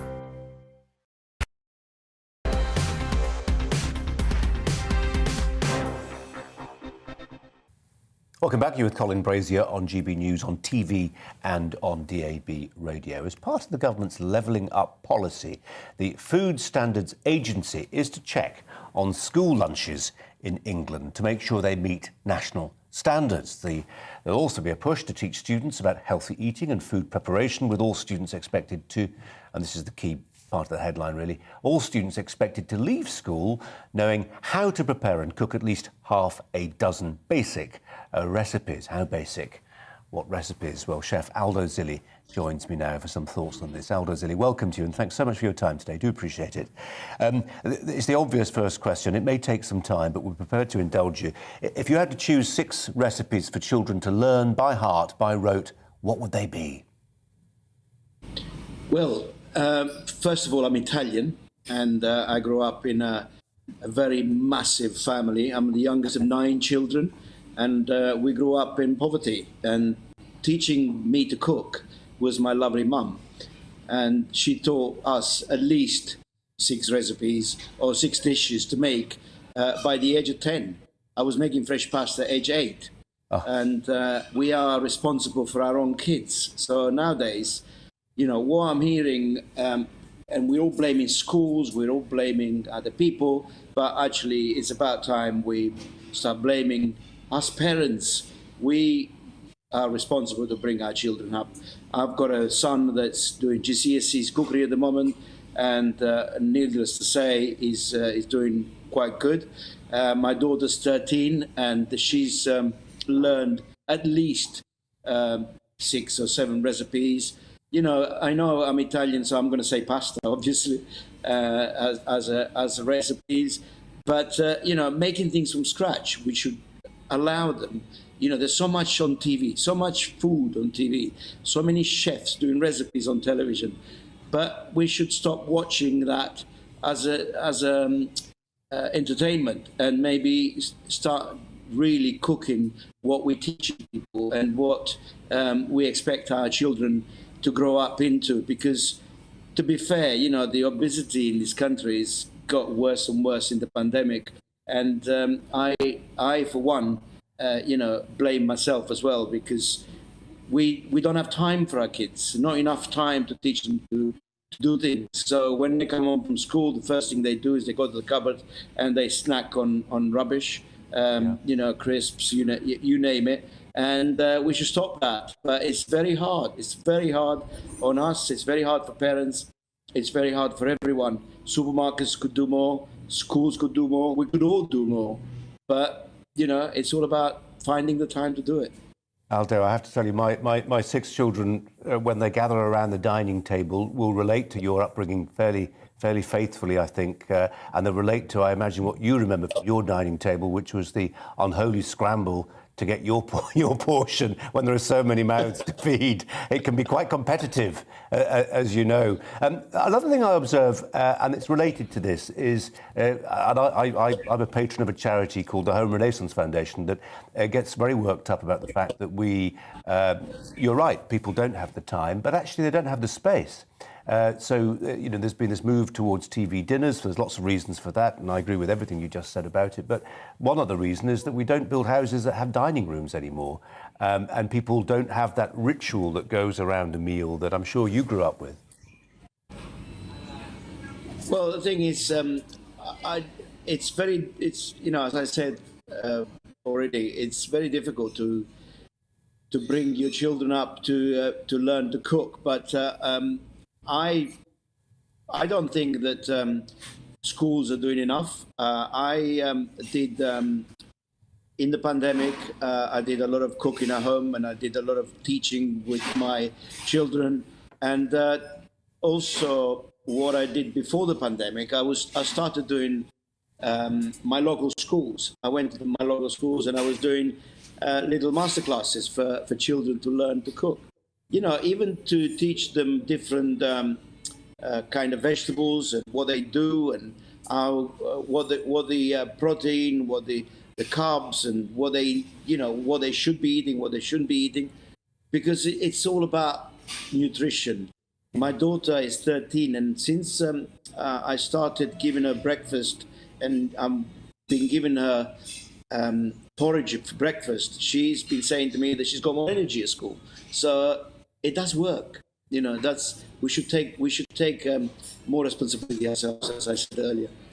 And I just wonder whether, we were talking about this during the commercial break, how important it is for people to really memorise a recipe. We live in a world where people go into the kitchen now, they see what there is in the fridge, they type in the ingredients that they've got in the fridge into their Google search engine and see what recipes pop up. That's a world away from having something that you've remembered that you then cook. You're 100% right, actually. Growing up, unless you actually do it yourself, recipes are there as a guideline, but you have to cook. You have to do it yourself. So if you teach yourself to make that dish, Rocco, my son, taught himself to do a couple of dishes the other day for school. And he said to me, Dad, until I actually cooked it, the recipe was given to me by the school, but actually it didn't really make much sense until I actually got hands-on with the ingredients and cook it myself, especially, if they're making desserts, they've got to weigh everything. And children don't have a lot of patience either.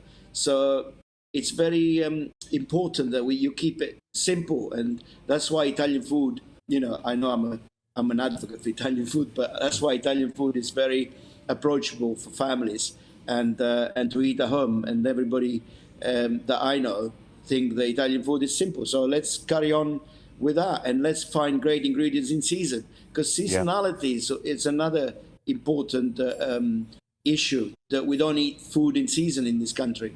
And do you know what, Aldo? Let's get you on in a week's time and talk about seasonal food, because that's a different story altogether, isn't it? But a really important one. Aldo Zilli, thank you so much for your time. Really appreciate it. Thanks a lot. Thank you. Time for the latest news headlines with Polly now.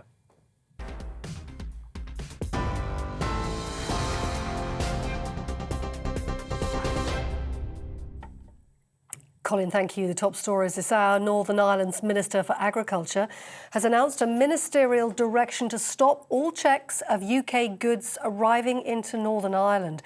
Edwin Poots has blamed the Northern Ireland Protocol for creating instability within the country's power-sharing institutions. More on that story as we get it. Meanwhile, the Levelling Up Secretary has unveiled today the government's plans to tackle regional inequalities. Michael Gove pledged that by 2030, pay, employment and productivity will all grow in each area of the UK. He told the House of Commons unlocking the full potential of underperforming areas could boost the UK's economy by tens of billions of pounds every year. Labour has accused Boris Johnson of introducing stealth taxes and gaslighting the British public. During PMQs today, Sir Keir Starmer claimed the government was driving the country off a financial cliff. The Prime Minister responded by saying the Tories have lifted the living wage and helped an extra 500,000 people off welfare and into work.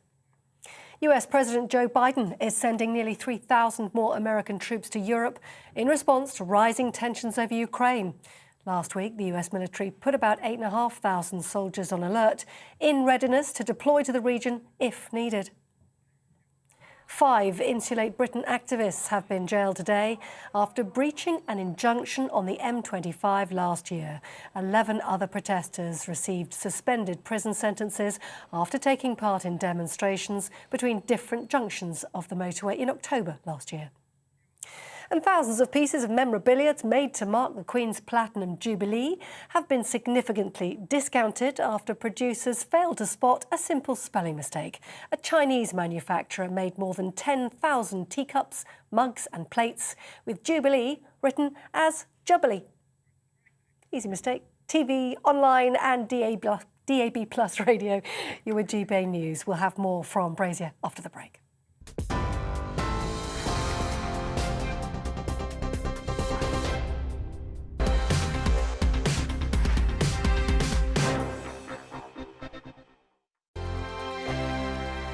Hello there, I'm Eamon. And I'm Isabel. And you're watching the GB News digital stream across the United Kingdom. And around the world. If you're here in the UK, you can also watch us on your TV screen. GB News is Freeview channel 236. On Sky, we're channel 515. 626 on Virgin Media. Just remember, you might need to retune your TV to watch the channel. Yeah, and if you are doing that, find out more about retuning by going to gbnews.uk.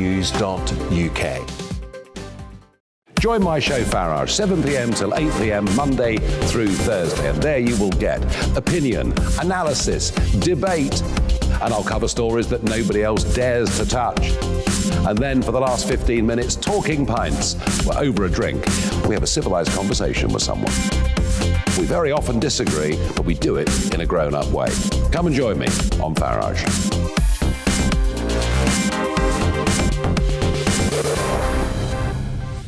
I'm Dan Wootton. Join me Monday to Thursday from 9 to 11 for the feistiest and most fun news debate on TV, where free speech reigns. I'll bring you a sharp take on the day's biggest stories, bombshell newsmaker interviews, and A-list guests.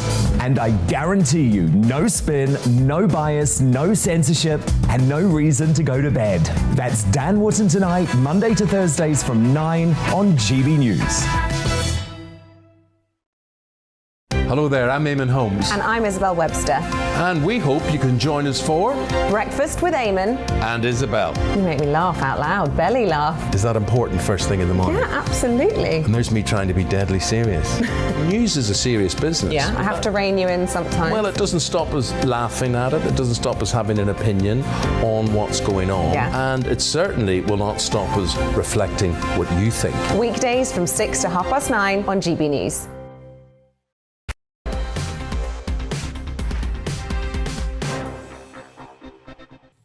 Welcome back. Coming up to 22.6. You're with Colin Brazier on GB News, on TV and on radio. We turn to Wuhan. New evidence has suggested US public health officials deliberately misled the American public about the nature and origin of COVID-19 and the likelihood that it leaked from Chinese labs. Official documents indicate a wide gap between what Dr. Anthony Fauci, chief medical advisor to President Biden, and other jobs as well, was being told privately by experts and what he was saying publicly. Did those at the top think we perhaps couldn't handle the truth? That is, I'm sure, a question on the lips of some today on hearing that. Joining me, the author, Lord Ridley, Matt Ridley. Lord Ridley, thanks so much for your time. Really appreciate it. We did a story 3 weeks ago looking at an email chain, a series of emails that have been released that I think told a similar story to this. And the story they seemed to tell was that there'd been a meeting in February, you know far more than we do on this, and I'm sure you'll expand on it, February 2020, really early days of people recognising in the scientific community there'd been a crisis, and with a very open-mindedness, people looking at the potential causes, and people like Jeremy Farrar from the Wellcome Trust saying, you know, guys, it's 60-40 that this was a lab leak. And then other people coming in on that email chain and saying, let's close this conversation down because if this gets out and is widely ventilated, people will worry that science is not working for them. Yes, this all relates to early February 2020, 2 years ago this week. And those of us who were intrigued by this new reports from Wuhan of a new virus were obviously keen to know where it came from. I myself didn't see the genome at that point, but those who did and who'd been studying coronavirus genomes, several of them rang alarm bells at that point and said there's a few features in this that make it very good at infecting human beings, that make it highly infectious, and that we've never seen in a SARS-like virus before. So it's a bit like, and my co-author Alina Chan has made this analogy, it's a bit like finding a unicorn. You know, there's a horse with a horn here, and you know, where did it get the horn from? We weren't expecting that. Most horses don't have horns. And some of the work that had been going on in laboratories around the world involved putting horns on horses. That is to say, putting a thing called a furin cleavage site into a coronavirus or another kind of virus to make it easier to grow in the lab. So it was not unreasonable to suspect that explanation needed exploring at that early stage. But what happened was that we got a brick wall of reassurance from the senior virologists all over the world, led by Anthony Fauci in America, Jeremy Farrar in the UK and others, to say, no, we can rule that out definitively. We've looked at it and we can't, we know you can't even entertain that possibility. All lab-based scenarios can be ruled out, as they put it. What we now know is that that wasn't what they thought privately.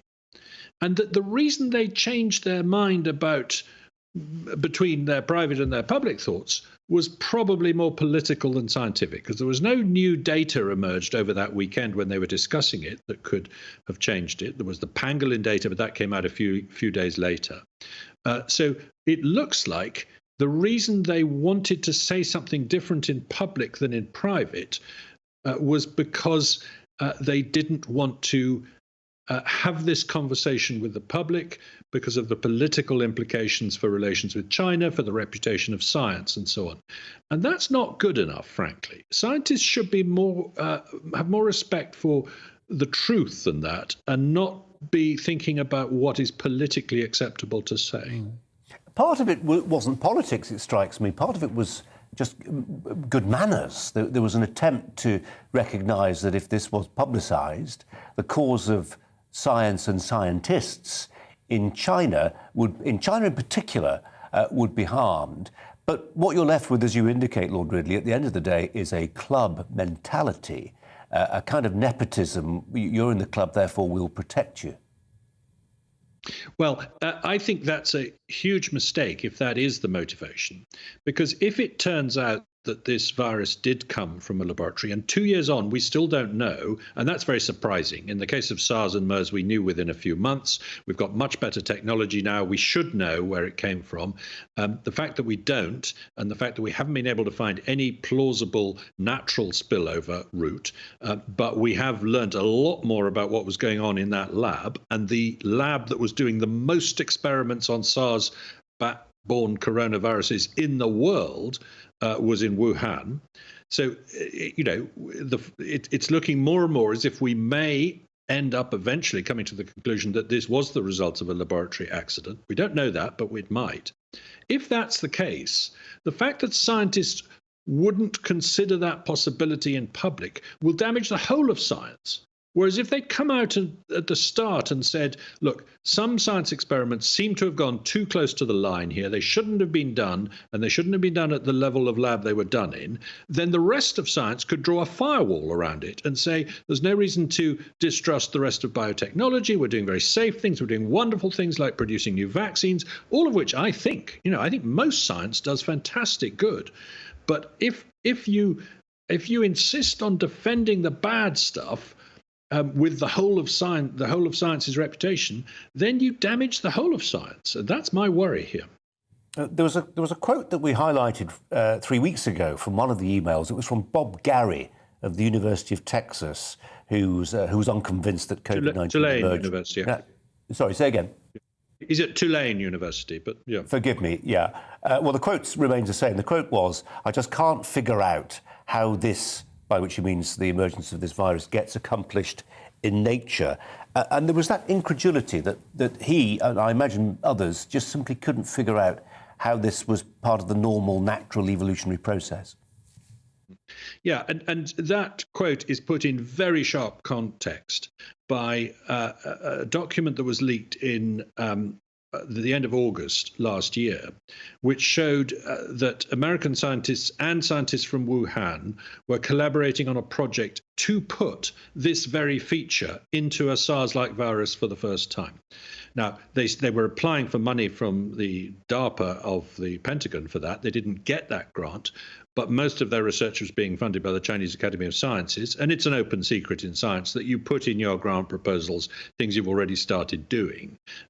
So there's every chance that those experiments either were done or were going to be done.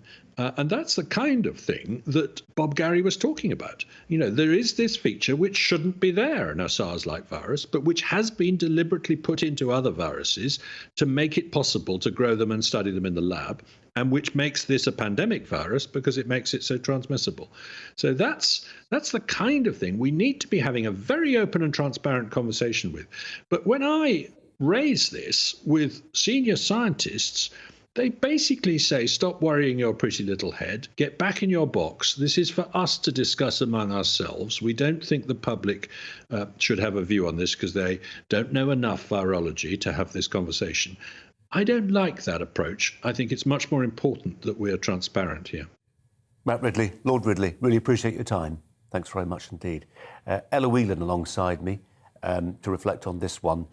It's a reminder, isn't it, assuming this is all true, no reason to suspect it's not, that scientists are just human like the rest of us. They try to live to a higher code, scientific method, but actually there will be on occasions, and I'm not suggesting we can't prove this is so, and I mentioned Jeremy Farrar, I'm sure he deserves a right to reply, as do others, that occasionally people will close ranks.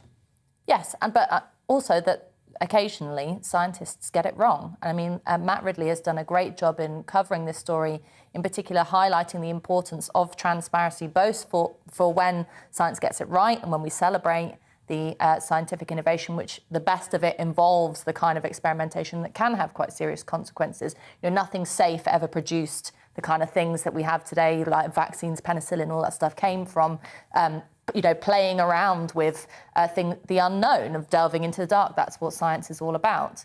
But the thing that always struck me about this story is that I don't know about you, but one of the scary aspects of the pandemic in its early stages was not just the death toll, but also the idea that this was some kind of an inevitable consequence of nature. Now, we don't know, as Matt says, what the cause of the virus is yet. We don't have the full picture.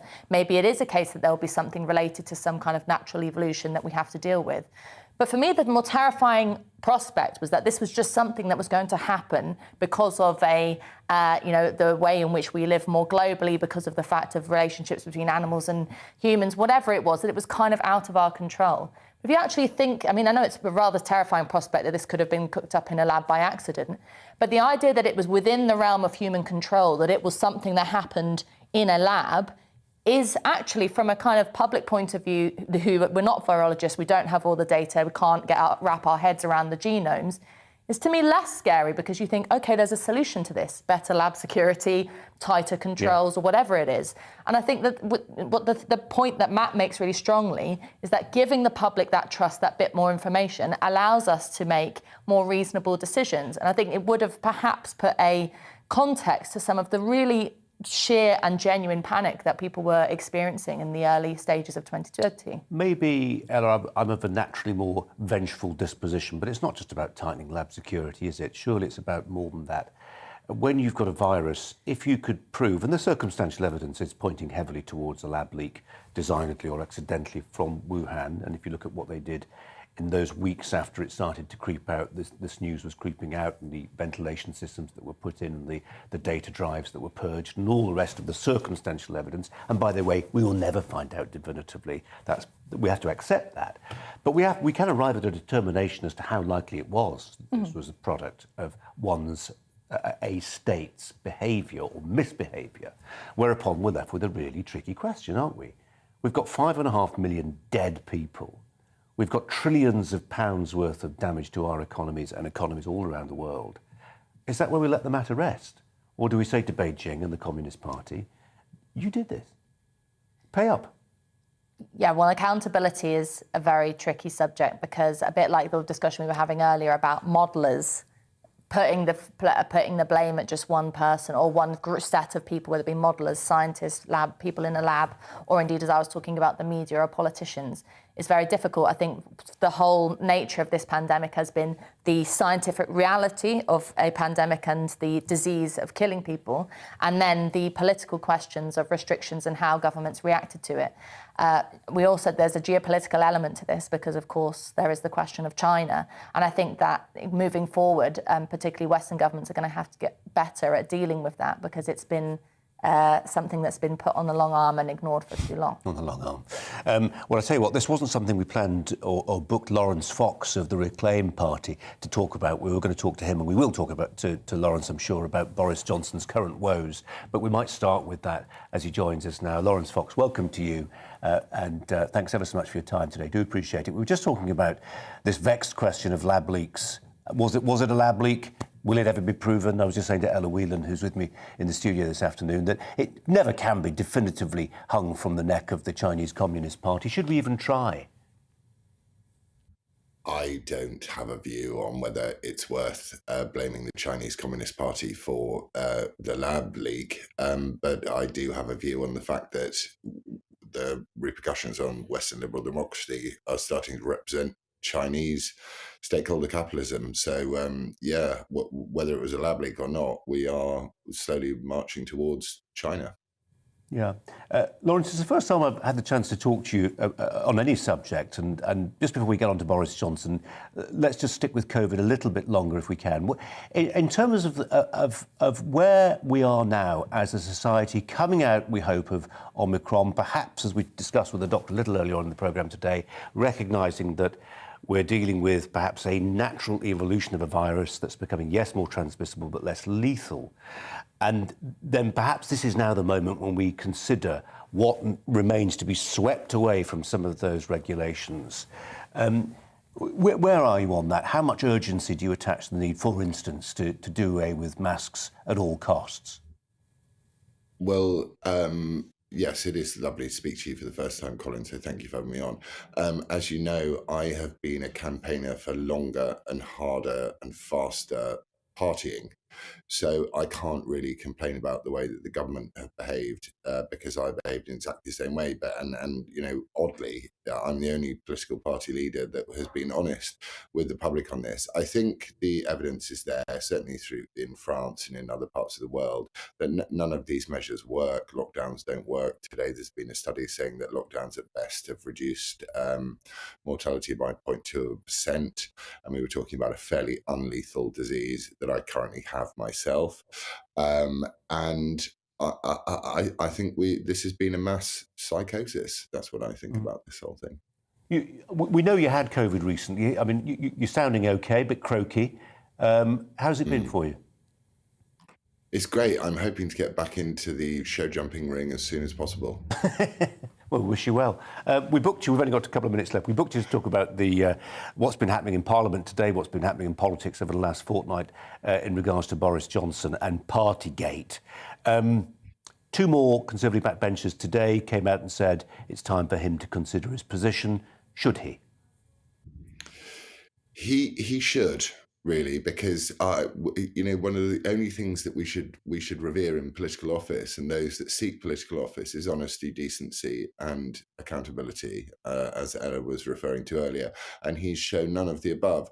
But I'm terrified of what the alternative is. I mean, do you want Keir Starmer running the country? I certainly don't. And I can't see anybody within the Conservative Party other than people that are never going to get a look in, like Kemi Badenoch, who would be able to take the party forward and deal with a real pandemic, which is wokeism. Yeah, I mean, interesting you mentioned Kemi Badenoch there. Isn't the problem with this when people keep saying, but there's just nobody who's emerging as somebody who can win elections in the way that Boris Johnson did for the Conservatives, and therefore there's no obvious contender. But it's always the way, isn't it? I mean, it was the way with Margaret Thatcher. Nobody knows until the mantle of responsibility is hung around their neck.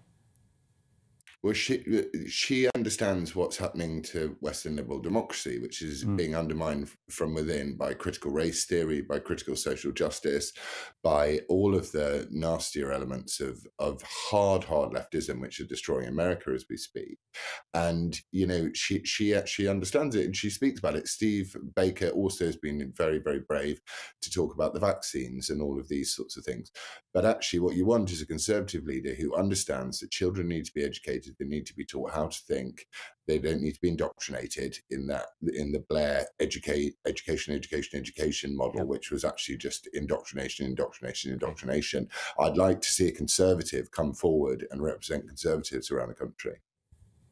Lawrence Fox, we have to leave it there. We're out of time, but we appreciate your time today and we wish you well with your recuperation. Thanks very much indeed. Look forward to, good luck when you're back in the show jumping ring.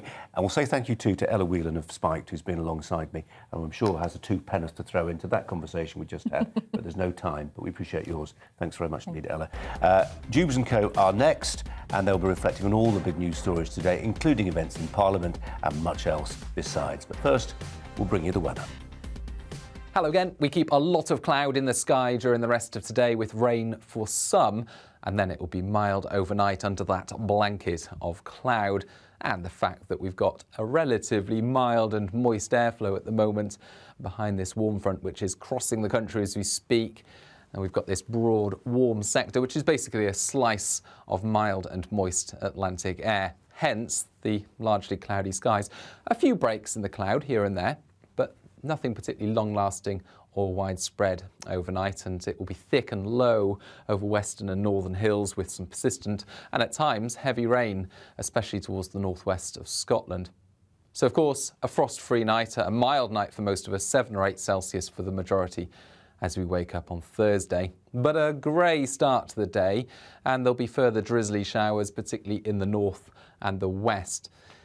Actually, something a little drier and brighter comes along for Thursday afternoon. Some sunny spells for parts of England and Wales. But for Scotland and Northern Ireland, the cloud thickens, the breeze picks up, and it turns wet and windy in the far northwest of Scotland. Ahead of this wind and rain, mild, 11, 12 Celsius. But as this rain turns up, it suddenly turns colder to the northwest of it. It's a narrow band of lively weather, strong winds and heavy rain, and on the back edge of this feature, even some snow for the higher parts of Scotland and northern England, mountains of Wales, and perhaps to lower levels as we start off Friday for some parts of England. It turns colder behind the rain, frost and some icy patches in places, and a load of wintry showers. Sleet and snow mainly over the hills of northern UK, but could see some snow down to lower levels at times on Friday for northern Scotland. Once that front's out of the way, actually brighter skies for many. It will feel cold in the wind on Friday. Cloud returns on Saturday, wet and windy in the north.